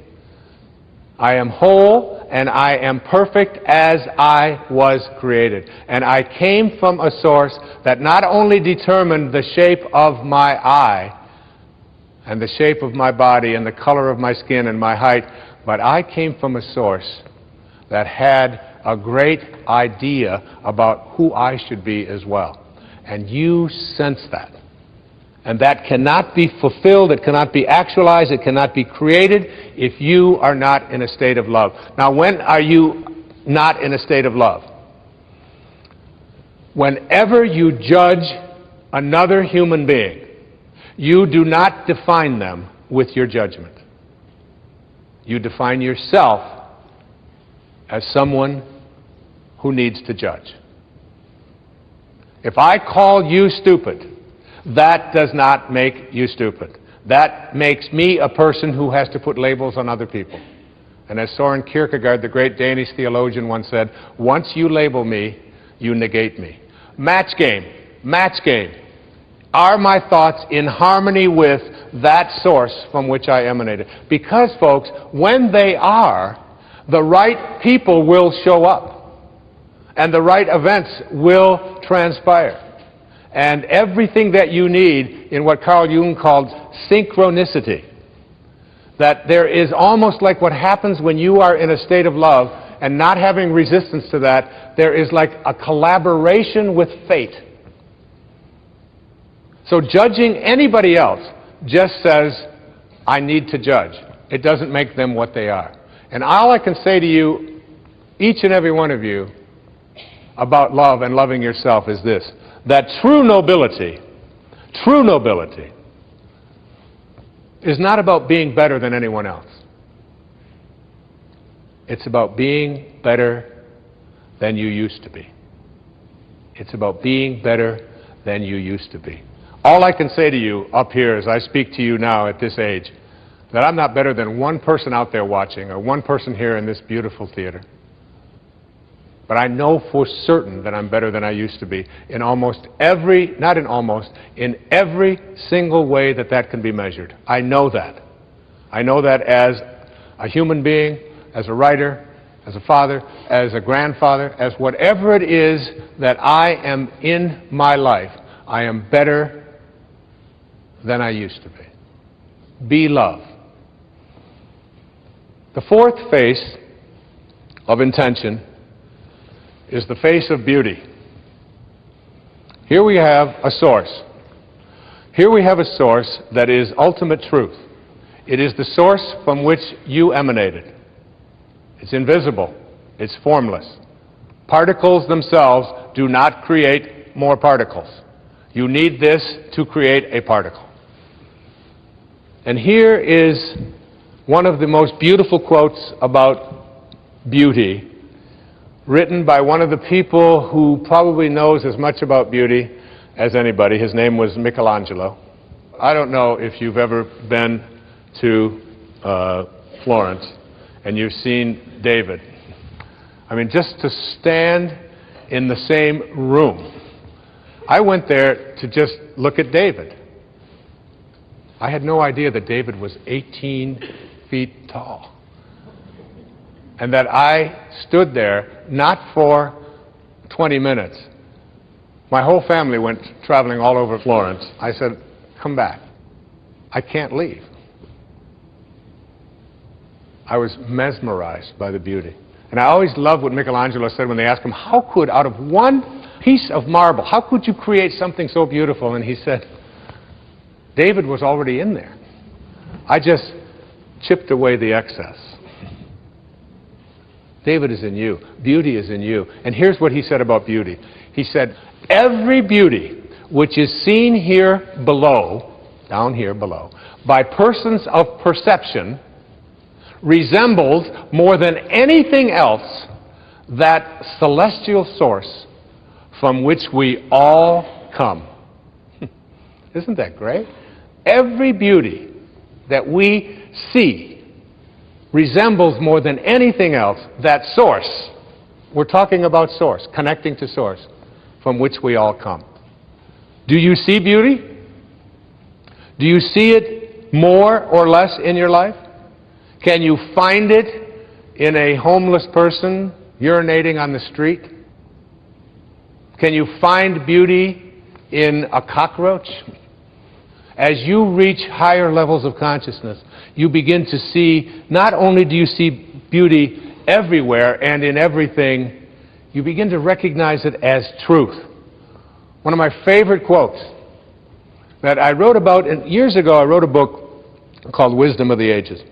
And it was a collection of 60 essays. We did a public television special on it, and many of you watched it and contributed to PBS from it. And there was a young man, a Victorian poet in England named John Keats. He died at the age of 24. He wrote thousands of poems, many, many essays, 24. And he said these words, and I wrote an essay about it, but I must confess to you, because I'm better than I used to be, I must confess to you that I didn't really understand this quote until I wrote The Power of Intention, until I put together this program here for you. I didn't really fully grasp it. I get it now. I get it. And it's the last line in a poem called Ode on a Grecian Urn. And the couplet goes like this: beauty is truth. See, this is truth. This is the source from which we all emanate. And we leave when we take on an ego. Beauty is truth. Truth, beauty. That is all you know on earth and all you need to know. From one of the greatest poets of his time. Your natural state is beauty, joy, tranquility. I want to experience beauty. And you know, the way to get beauty into your life is to say, I only attract it. And I take the path of least resistance. I take the path of least resistance. What's the path of least resistance? The path that says, I am as closely aligned with this energy as it's possible to be. You know, in 1978, I had a wonderful opportunity, one of the great opportunities of my life. I was invited by an organization called YPO, Young Presidents Organization, to come to Vienna in Austria. It was at the time when erroneous zones and pulling your own strings were topping all the charts, and they invited me to come over and lecture to all these presidents. I was 38 years old and very much in more of an ego mode than I have learned to become in my life. But I was honored to go over there. And I had read a book when I was in college, and I was teaching at a university, and I taught this book. It's called Man's Search for Meaning. And it was written by a man who was a survivor of the Holocaust. His name was Viktor Frankl. And Viktor Frankl decided that he had to survive the Holocaust because he had to tell the story. That was his purpose. We got to Vienna, and I found out that little Wayne Dyer, this little kid who lived in foster homes and worked for everything he ever had in his life, was on the same panel with Viktor Frankl. Man's Search for Meaning. I just sat there in awe. I remember what Rumi once said. He said, "Sell your cleverness and purchase bewilderment." Just be in a state of bewilderment. And I was just totally in awe to be sitting in the same room, let alone on the same panel, let alone discussing in front of these presidents with this man who had everything taken away from him. He was a psychiatrist who was taken off to the concentration camps in Nazi Germany. And he described how he survived. The Nazis gave him a bowl of soup, which was just hot water with even sometimes bugs floating around in it. And there was a dead fish head for flavor in the soup. That was his meal for the day. And he described the beauty. Not the anger, because the anger, and he learned very early that anger and resentment and hatred are low energies that always weaken you. He learned to find beauty in a floating fish head. You've got to be able to find it everywhere. Beauty is truth. Truth, beauty. They are one. Find it in as many places as you can. The next face of intention is what I call the face of expansiveness. And the intention that I have for this is, it is my intention to express the genius that I am. I love that Buckminster Fuller once wrote, "Everyone is born a genius, but the process of living de-geniuses you." It does. This source is an expanding source. It's a forming power. You have to be a forming power. You have to be in a state of expansion, a state of seeing yourself in the same way that this universal source sees you. You are a genius. Einstein said that imagination is more important than knowledge. More important than knowledge. He also said something very powerful. He said, all I want to do is to learn to think like God thinks. All the rest is details. It's just details. How much time do you spend in your life on the details? This program is about learning to think, feel, and sound like your source, like source energy. So you have to pay attention within you to all of your inner thoughts that have any doubt in them. Hawkins talks about this in Power versus Force, that everyone that is labeled a genius has something called radical humility. They don't brag about it. They don't talk about how great they are. They just know that they came from a source and they came here to do something. And to me, I mean, I have people that show up in my life who think that because I can get up in front of an audience or because I can sit down and write, that this makes me a genius. And, you know, folks, you know, if my car doesn't start, I open up the hood and I'm looking for on, off. Hoping to find a switch in there. That's just, because otherwise I am completely challenged when it comes to fixing things. And I want it that way. I encourage that, all right? I don't want to be spending my energy fixing screen doors, and I've made that really clear. So I just manifest screen door repairers in my life. The way that you stay with this field of expansion is that you align with the spiritual energy that is really the genius from which you originated. You are a genius. One of the most important things that you can do is look for the genius in others. See it in everyone, in everything that they do, and remind them of that. I have 8 children. Every single one of them is a genius in their own way. Every one of them. One of my daughters is, who you'll be hearing in a few moments, is a genius when it comes to taking the microphone and singing. One of my daughters has such power in her ability to get on a horse and to take little children and to show them how to ride a horse. And she looks with her long, flowing blonde hair when she's out there, and she takes these little children, and she just touches my heart, and it's so powerful. And she knows that this is her purpose. Her purpose has something to do. She can't ever stop thinking about anything that doesn't have something to do with horses. Every paper she ever had to write in school has something to do with that. She's her own little genius. I have a son who is who's a surfer, and who's also made up his own language. He speaks a language that he and a few of his friends can do. And I have a brother, my brother David is the same way. He created a language when we were 13 and 14 years old, and I still speak it today. And nobody else understands anything about it whatsoever. If I say Clodopole, Dipeka, or the Beady Banal, only my kids will know what I'm talking about. There's not a person in the whole country. My brother Dave, watching this, he'll know what I'm talking about. That's a genius. All of my children have this, in one form or another. And each and every one of you have that as well. Don't let life de-genius you. You came from a source that creates perfection.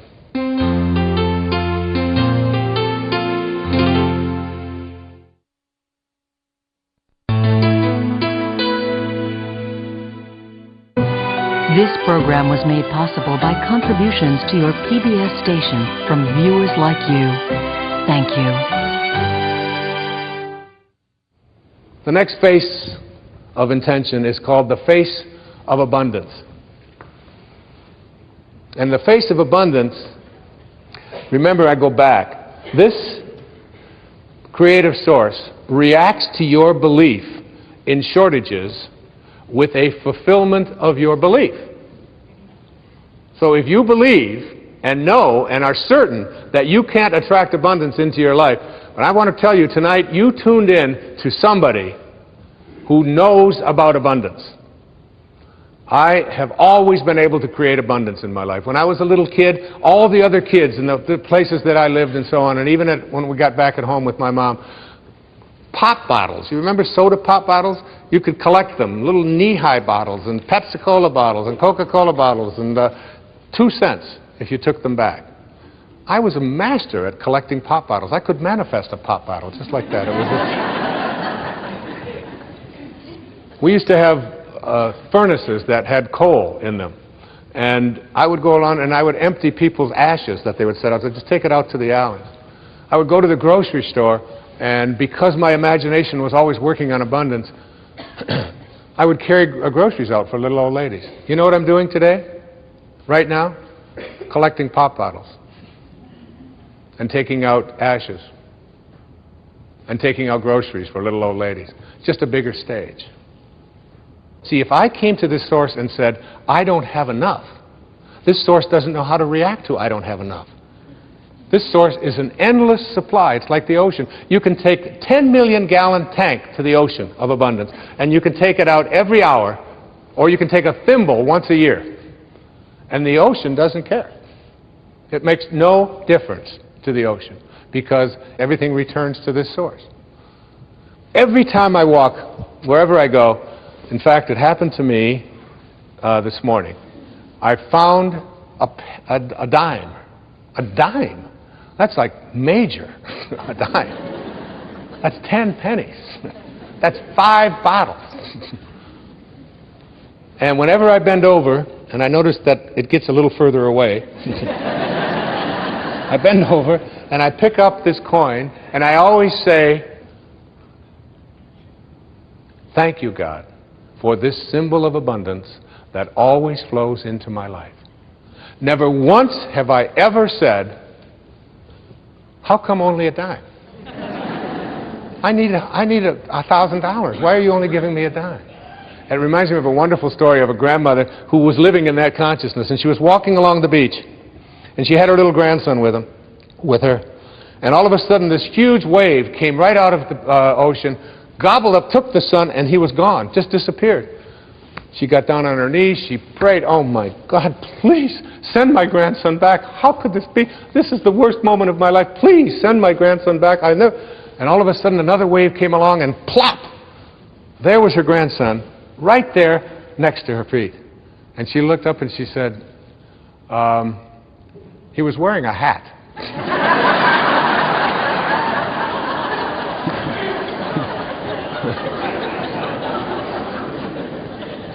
The face of abundance is like you have to come to this source not with what is missing, because it doesn't know.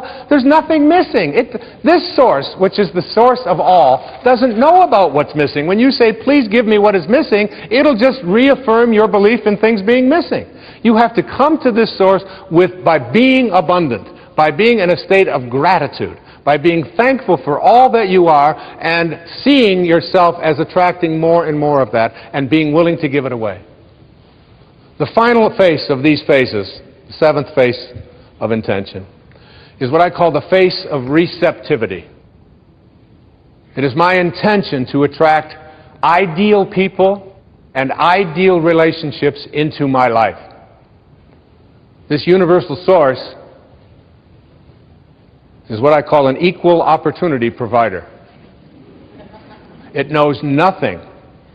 It knows nothing about not being receptive. It doesn't show up in you and not in you. It isn't anything that would judge one as better than the other. Are you receptive? Are you receptive to everyone? And you know, this works so well. My secretary and I, Maya, who's sitting up here in the box, who's been with me for 25 years. I can't shake her. As much magic as I try, she just keeps showing up. I couldn't do it without her. And we were leaving for a talk in Chicago, I believe it was, from Florida. And we had 7 boxes of books to take with us on the plane. This was in the days when you could take what you wanted on a plane. And we were scheduled out on one airline that I was a platinum something or other on, and we found out that the flight was canceled. And they had already checked the boxes in, and then well, they sent us to another airline at the other end of the terminal. So we wheel up there, we go up there with the 7 boxes, and she's up there, and this woman's got a scowl on her face at this new airline. And almost as if she was saying, you won't be getting these boxes on this plane. And she was determined that that was not receptive to this idea whatsoever. Now, my way I handle these kinds of things in my life is by every time, if I meet a surly waitress or a surly waiter, or if I meet someone who, when I'm checking into a hotel, is giving me a hard time, to me this is just a wonderful opportunity to practice the power of intention. Can I be receptive to this person and have them eating out of my hand in no time at all? And it isn't by being phony or artificial, it's by trusting that if I'm receptive to this person, if I'm sending love to this person, if I'm sending kindness, if I am being what my source is, if I am in harmony, in rapport with source energy, then I can create an ally. So my secretary was about to, and I just said, Maya, don't say a word. And I went up to the woman and I just started talking to her, and because I knew, I could just tell by her body language that she was about to tell me, you're only going to be able to take 2 boxes with you for each person, and you're going to have to leave 3 here. But that just wasn't on my agenda whatsoever. And I reached into my briefcase and I took out a book and I signed it. I said, I'd really like you to have this. I appreciate you putting us on your flight. And I started talking to her in this really kind of way, and I said, it's just, we just missed this other flight. I've got to give a talk up here in Chicago. And I extended as much kindness as I possibly could. I was totally receptive and open to her. And by the time this encounter ended, she was asking, don't you have any more boxes? Isn't there something else that you'd like to ship? Do you want to ship one of your kids? We can... And upgraded us to first class, gave us everything that we could possibly have wanted, and it was all because of being receptive to her, having this space of receptivity.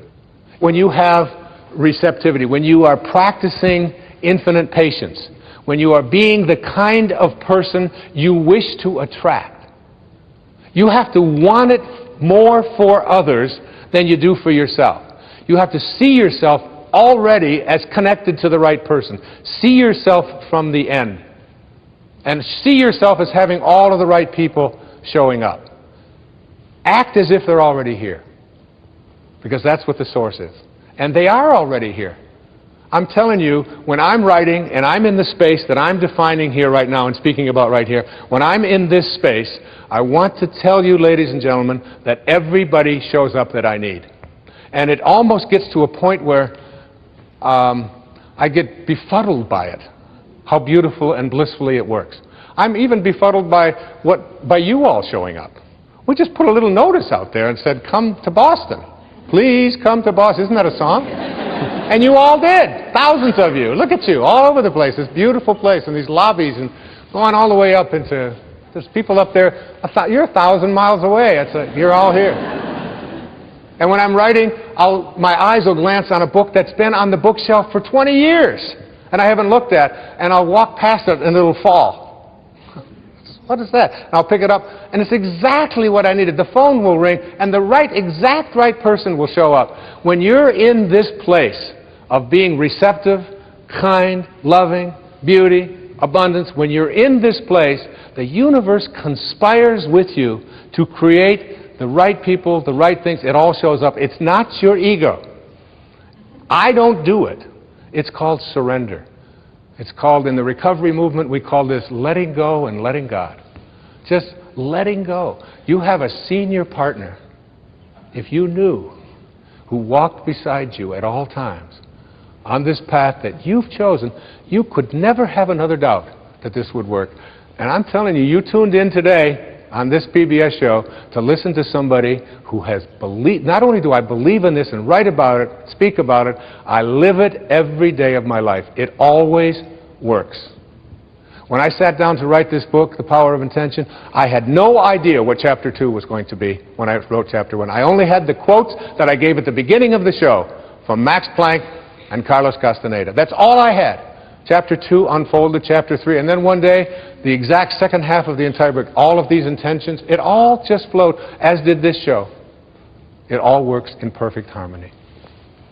Back in the 13th century,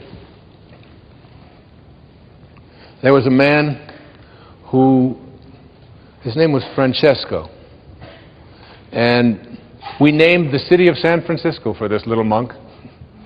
He gave up all of his worldly possessions, and he provided us with a message. Remember earlier I said Einstein's observation that all of us, everybody else is concerned with details. All I want to do is learn to think like God. Do you see what he meant now? Can you see that? He wants to think and sound and feel like his source. Well, Francesco, who later became known as St. Francis of Assisi, a place where I've visited many times and feel a very deep and powerful connection. In fact, there was a powerful statue of Francesco next to me during the entire writing of The Power of Intention, and it was carved for me by the ancestors who lived in Assisi right there for me. One day I watched them do the carving for me and feel his presence. I'm telling you, I feel him right now, right here on this stage. And I asked Skyzy, who I talked to you about earlier, if she would just come out, and what she is going to sing to you a cappella is the words of this little man who are, as you listen to the words, I'd like you to remember, it is your way of connecting to intention. You can connect with these messages. My beautiful daughter, who I'm honored to have here on the stage with me, come out here, sweetheart. Her name is Sky Dyer. Look at this.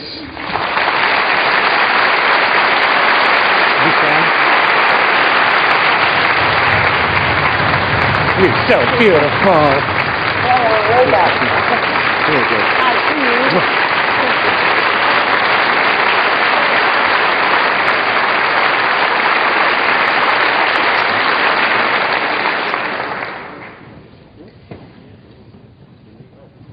Make me a channel of your peace.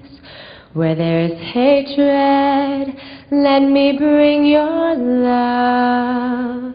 Where there is injury, your pardon, love. And where there's doubt, without true faith in you. Make me a channel of your peace. Where there's despair in life, let me bring hope. Where there's darkness, only light.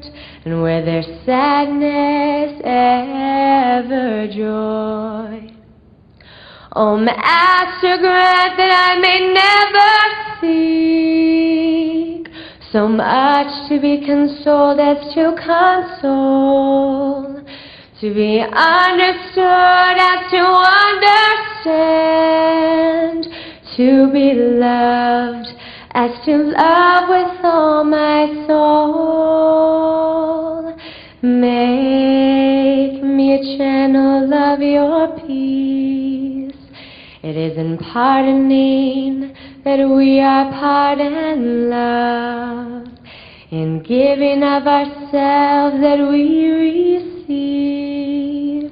And in dying we are born to eternal life.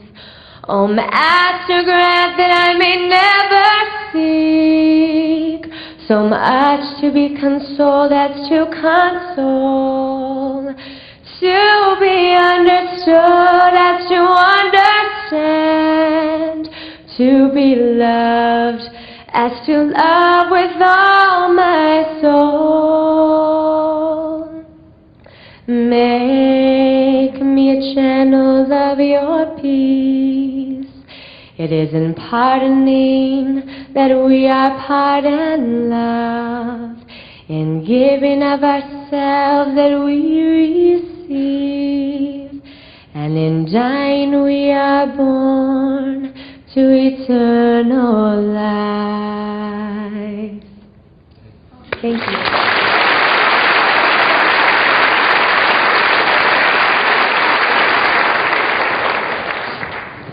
The words to that I'd like you to play over and over again. The words to that are very powerful words.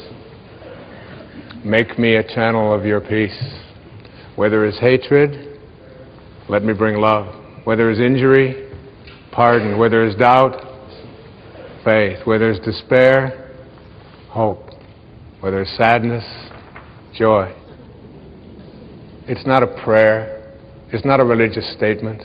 It is a beautiful technology for teaching us to bring the presence of higher, spiritual, divine, organizing intelligence to the presence of every energy that is not of this source. Every energy of hatred, anger, fear, worry. And we need it in the world more than we've ever needed it before.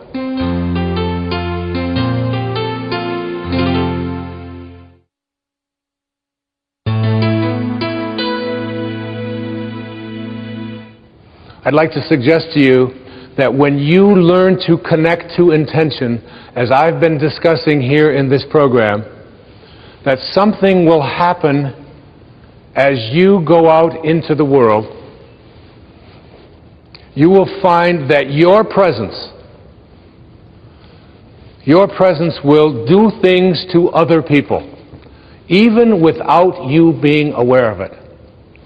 When you are at this level, one of the things that happens is you begin to instill calmness. We convince others by our presence, said Walt Whitman. People will feel calmer when they're around you. You ever be in a group of people where you instantly know that when you're around them, it just feels good. You feel better about yourself just for having been in the room with them? That's what will happen.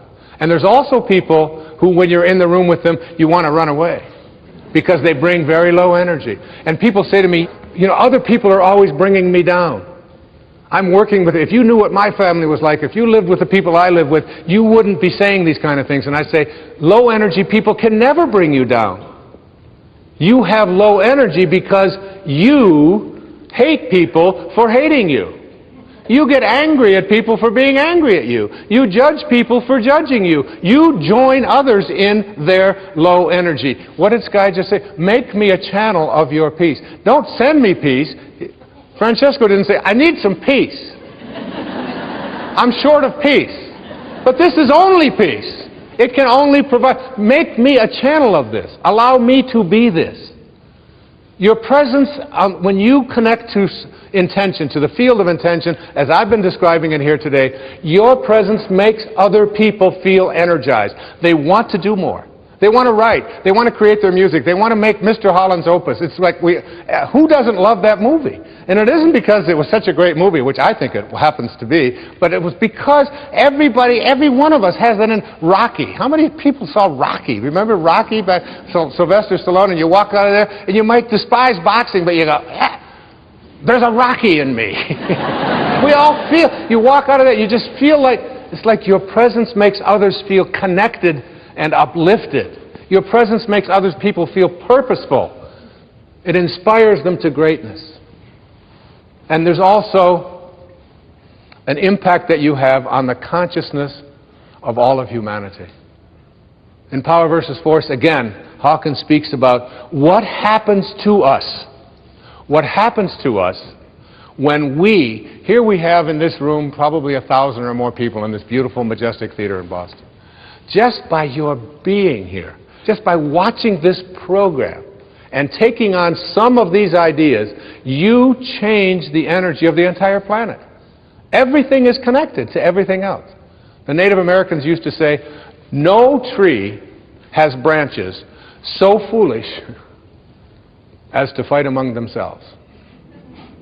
We're all branches on a tree called humanity. What I'd like to do is just do a quick summary now of what I call the Dyer dozen. And this is the 12 points that I have been speaking about and talking about here in this entire program. There are 12 of them. I'm just going to spend a moment or two on each of them. If you want to jot these down while you're watching, I would encourage you to keep track of these 12 ideas, the Dyer dozen, for connecting to intention. 1. Want more for others than you want for yourself. Want more for others. Whatever it is that you perceive to be missing, whatever health problems that you may have, whatever addictions you're struggling with, whatever lack of love that you have in your life, whatever lack of peace that you have with your aunts and your uncles or your parents or your in-laws, want the peace that you seek for yourself more for them. Want it more for them. That is how we create this level of consciousness. Secondly, think from the end. Begin to see yourself surrounded by the people and the events and the things that you would like to have. Only see yourself. You're having a problem with an addiction, see yourself as addiction-free.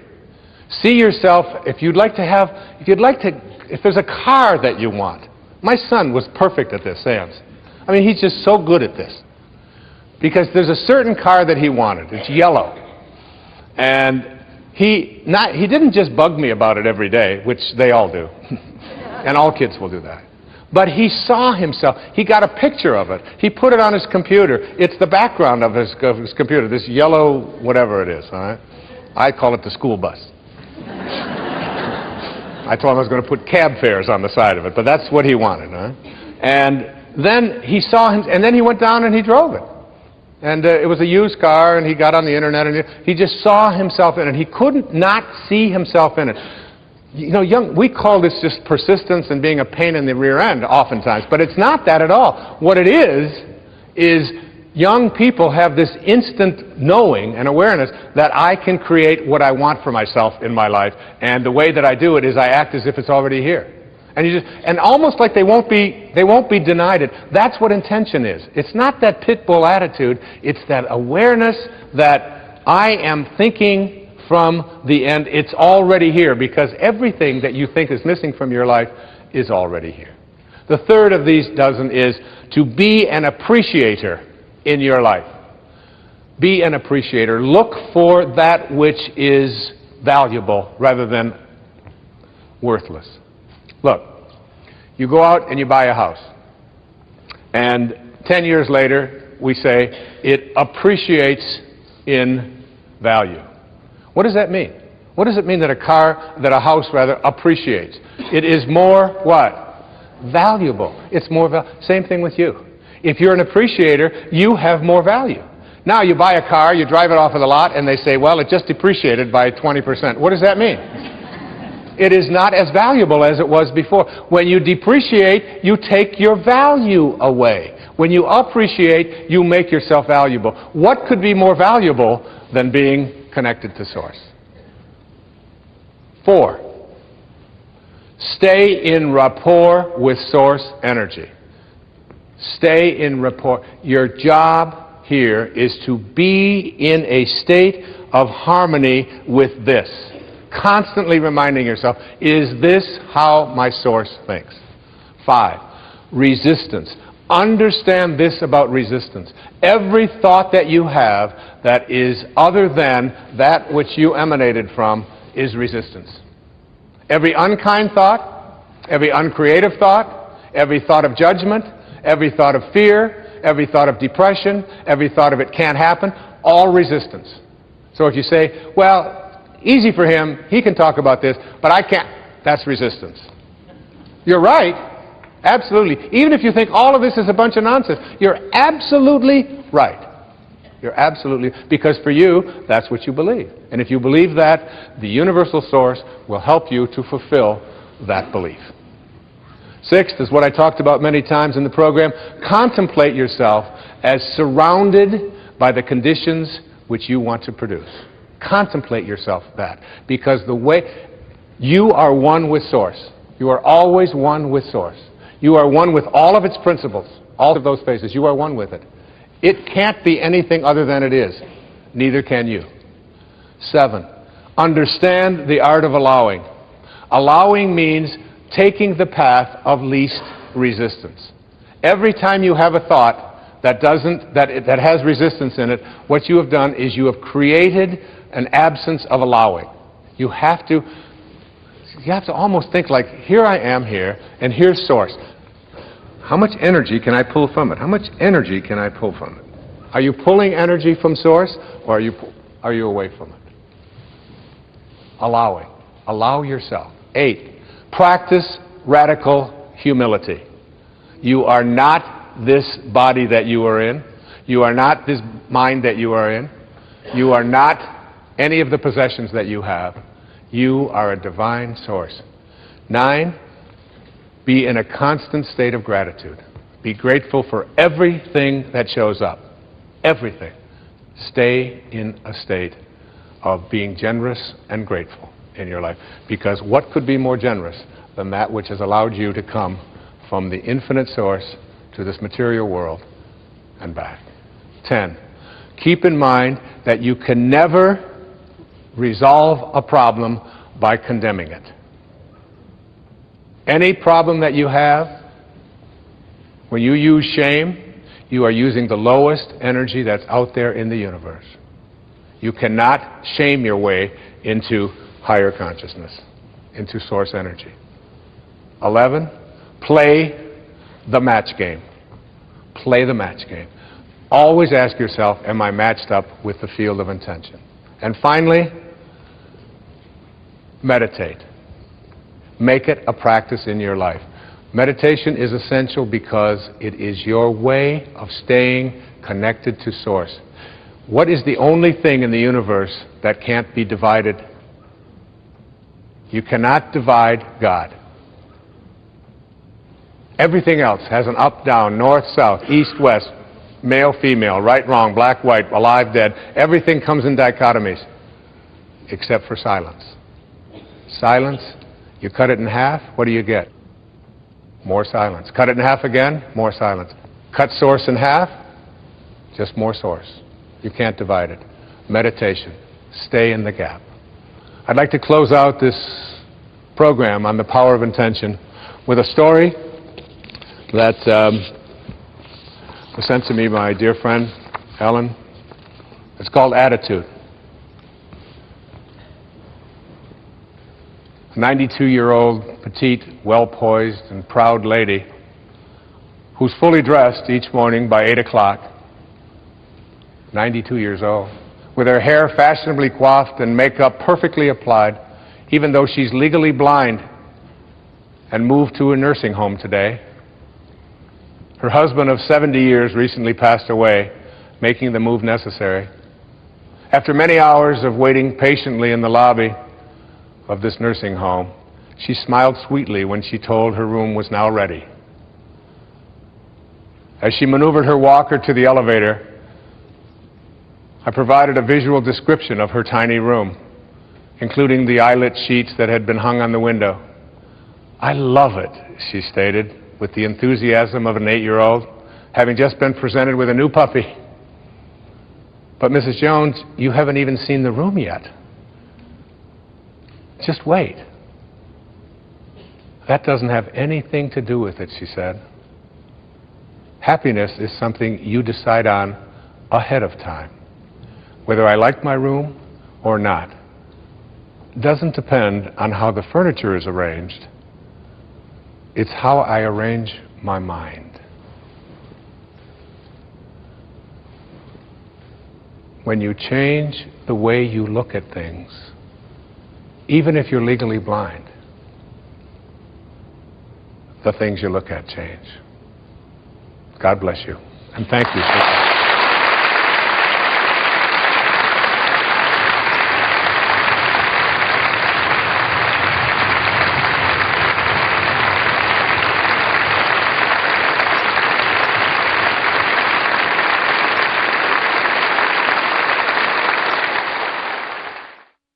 Next, a special bonus segment.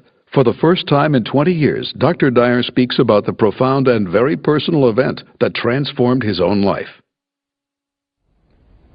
One of the most important ideas that I've ever encountered came from something I read in Castaneda's very last book called The Active Side of Infinity. In The Power of Intention, I wrote an entire chapter on you and your role with infinity.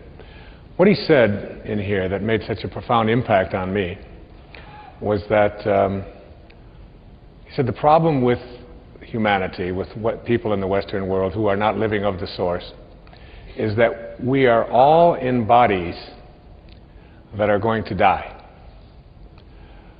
but we act as if they're not. And I thought about that. I've contemplated that whole idea a long time.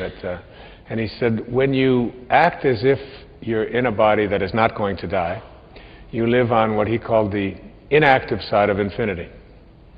And our objective here in connecting to intention is to move ourselves to the active side of infinity. The active side of infinity is the place where we recognize our infinite nature. And so we understand what Jesus meant when he spoke of you are in this world, but you're not of this world. And almost all of us believe that we are in this world and that we are of this world as well. And we can't get past that idea. So that to move and understand our infinite nature is one of the more complicated and difficult things to do, but once you get it, you get it. I remember when I was living out in Mount Clemens, Michigan, at the home of a beautiful lady who took in children who were in the same kinds of conditions that I was in and that my mom was in. I was born in 1940. My mother had 3 boys under the age of 4. I was the youngest. And my father, when I was about 1.5 or 2, just left. And my mother divorced him, but he never, he had 3 boys, and he never made a phone call, ever, in his entire life. Never made any attempt to contact or pay any support. And I used to always wonder about how could someone, and my mother was one of these really beautiful, divine souls. I mean, everybody, when I was she got us back together when I was 9 years old in 1949. And all of my friends always wanted to come to our house because our house was the place where there was no judgment, it was fun, we always had a good time, there was always something to eat for everybody. And particularly, it was a happy, exciting, beautiful place. And I always wondered about how could a man leave a woman with 3 boys under the age of 4 when he was perfectly capable of staying and working. There was a war going on at that time and so on. And he spent quite a few years of his life in prison. And, and I had this gnawing internal kind of desire to meet this man and to find him. And I used to dream about him. I was filled with anger about him and so on. And the turning point in my life came when I shifted my perceptions about my father. My father, all I knew was his name. His name was Melvin Lyle Dyer. I knew he was born in 1914. I used to go to sleep at night and dream about meeting him. I used to wake up filled with anger, sweating sometimes. I would have these dreams where I would fight with him in my sleep. And I'd wake up just soaking wet, filled with anger. And in all of those years, up until I was 34 years old, in 1974, I dreamt about him almost every single night. And I always would ask my mother to see if she could tell me something about him. Where was he? She never wanted to. She's just filled with rage towards this man. So I got a note in 1974 or 73 informing me that my father, this was from a cousin that I didn't know I had. Her name was Dorothy Phillips. And she told me that my father had died 10 years before, 1964, at the age of 49, of cirrhosis of the liver. And that he was buried in Biloxi, Mississippi. And that he died in New Orleans. And that's all the information that she had. Well, my 2 brothers never wanted to hear a word about my father. I think partly because they remembered him. They were a year and 2 years older than me. And they didn't want any part of it. I had this sort of very innate kind of powerful inquisitiveness about who was this person. And more than anything, I wanted to know how could he do it? And did he acknowledge that he had 3 sons? Actually, I just wanted to know if he acknowledged that he had a son named Wayne. And I was teaching at that time. I was a professor at St. John's University in New York. I was teaching counseling psychology. And that was the time of a lot of the things that Lyndon Johnson had put into effect called the Great Society, and they were integrating some of the southern schools and so on. And I was given a job with the federal government, a temporary job, to just a part-time thing to go along with my professorship. I was to fly down to a place in Mississippi called the Mississippi State College for Women in Columbus, Mississippi. And I thought to myself, I had just found out recently, I don't even know exactly how far back it had been, but I had found out that my father had died. And I looked on a map and I saw that Columbus was only 200 miles from Biloxi, and I knew that my father's body had been shipped as an indigent from New Orleans to Biloxi. So I got down to Columbus, and I sat in on classes and I wrote up my report on the civil rights laws and whether they were being honored and so on. And then I rented a car, and it was a Friday afternoon. And the car that I rented was a 1974 Dodge Coronet. It was blue. And in those days, they only had the lap belts. They didn't have the shoulder belts, the shoulder harness. So this car, as weird as this all sounds, and my life at that time was really shaky. I was drinking. I wasn't in a good kind of relationship I wanted to be in.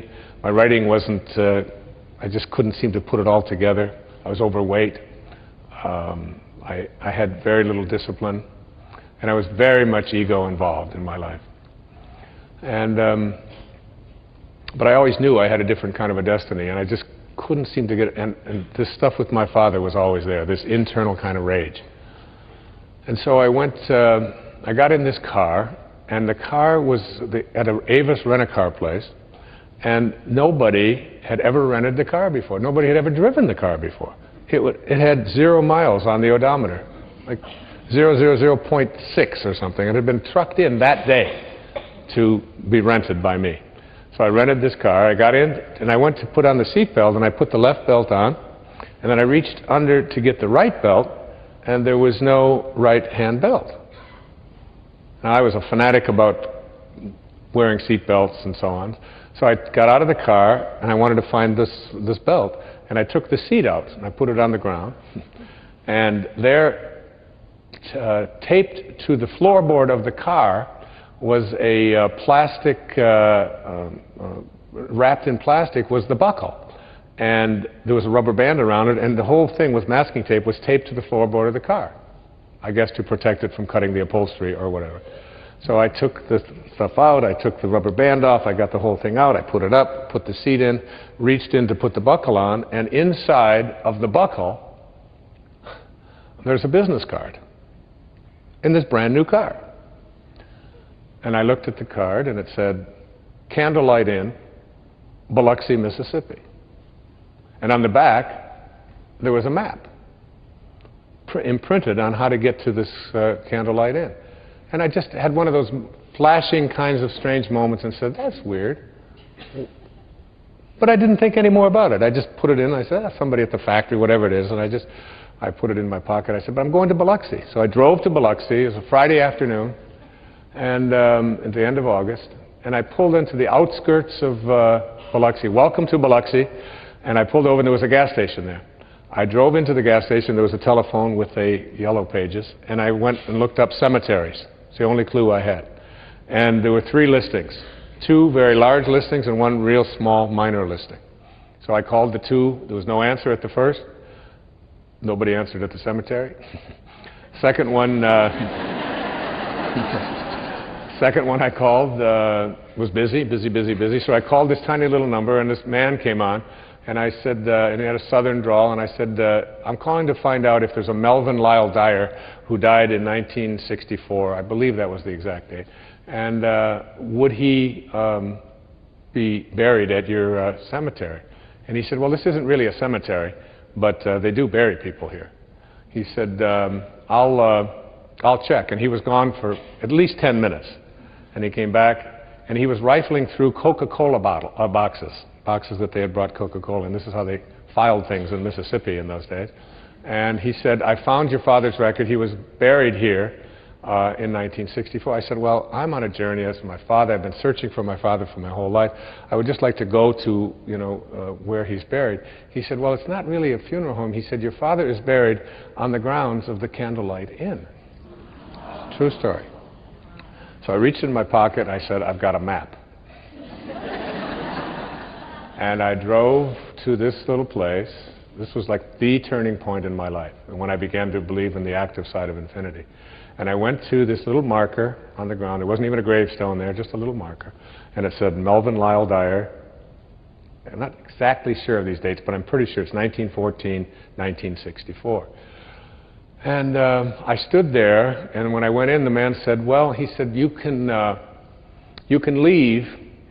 When you do, just put the chain up over the fence and over the driveway with it. And I said, okay. And I was there. It was about 5:15 or so. And I stayed there for almost 3 hours. It was dark now. It was 8 o'clock. And I just cursed at my father. And I just stomped on the ground. And I just said, how could you have done this? And what was in your mind? And how could you just leave? And why didn't you ever call? And what? And it was like this tearful, very powerful turning point. Peak experience in my life. And then something came over me, and I remember what Mark Twain said about forgiveness. He said, forgiveness is the fragrance that the violet sheds on the heel that has crushed it. And something came over me that had never come over me before, and I said to my father, I forgive you. I don't know why. I said, from this moment on, for the rest of my life, I will send you love. I will only see you in a loving light. And I put the chain up, I drove out, and I went home. I flew back up to New York, took a very brief sabbatical of about 2 weeks, And I went down to a place in Fort Lauderdale, Florida, called the Spindrift Motel. I checked in, and I wrote a book called Your Erroneous Zones.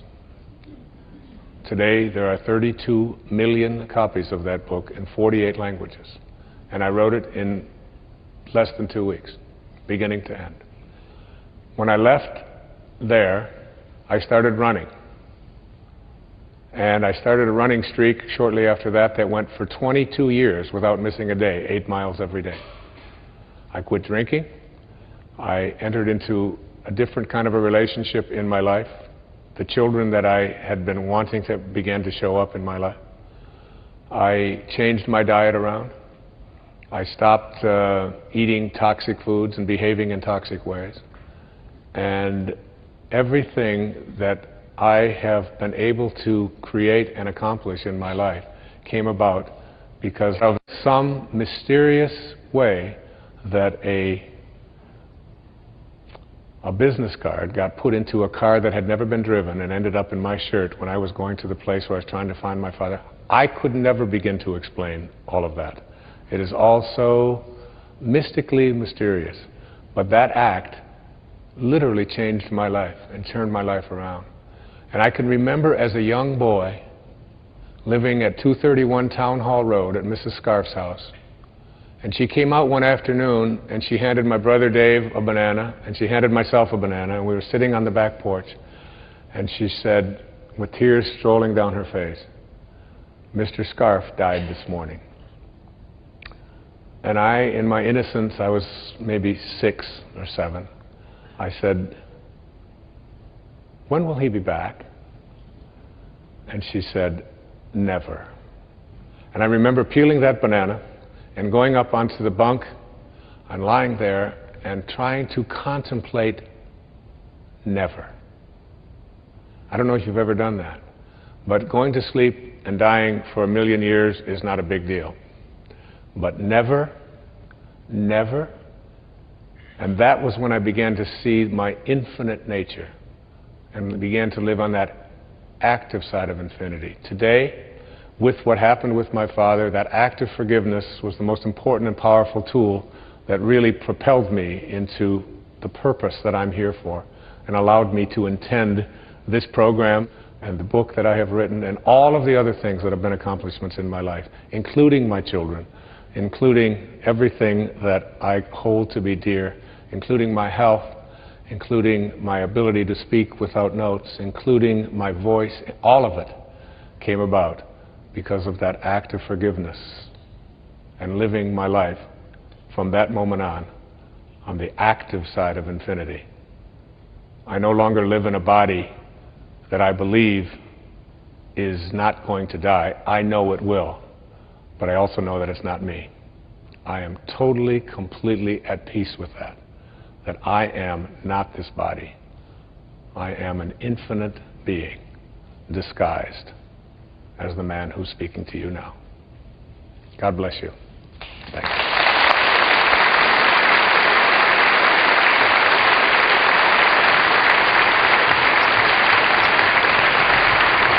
Thank you.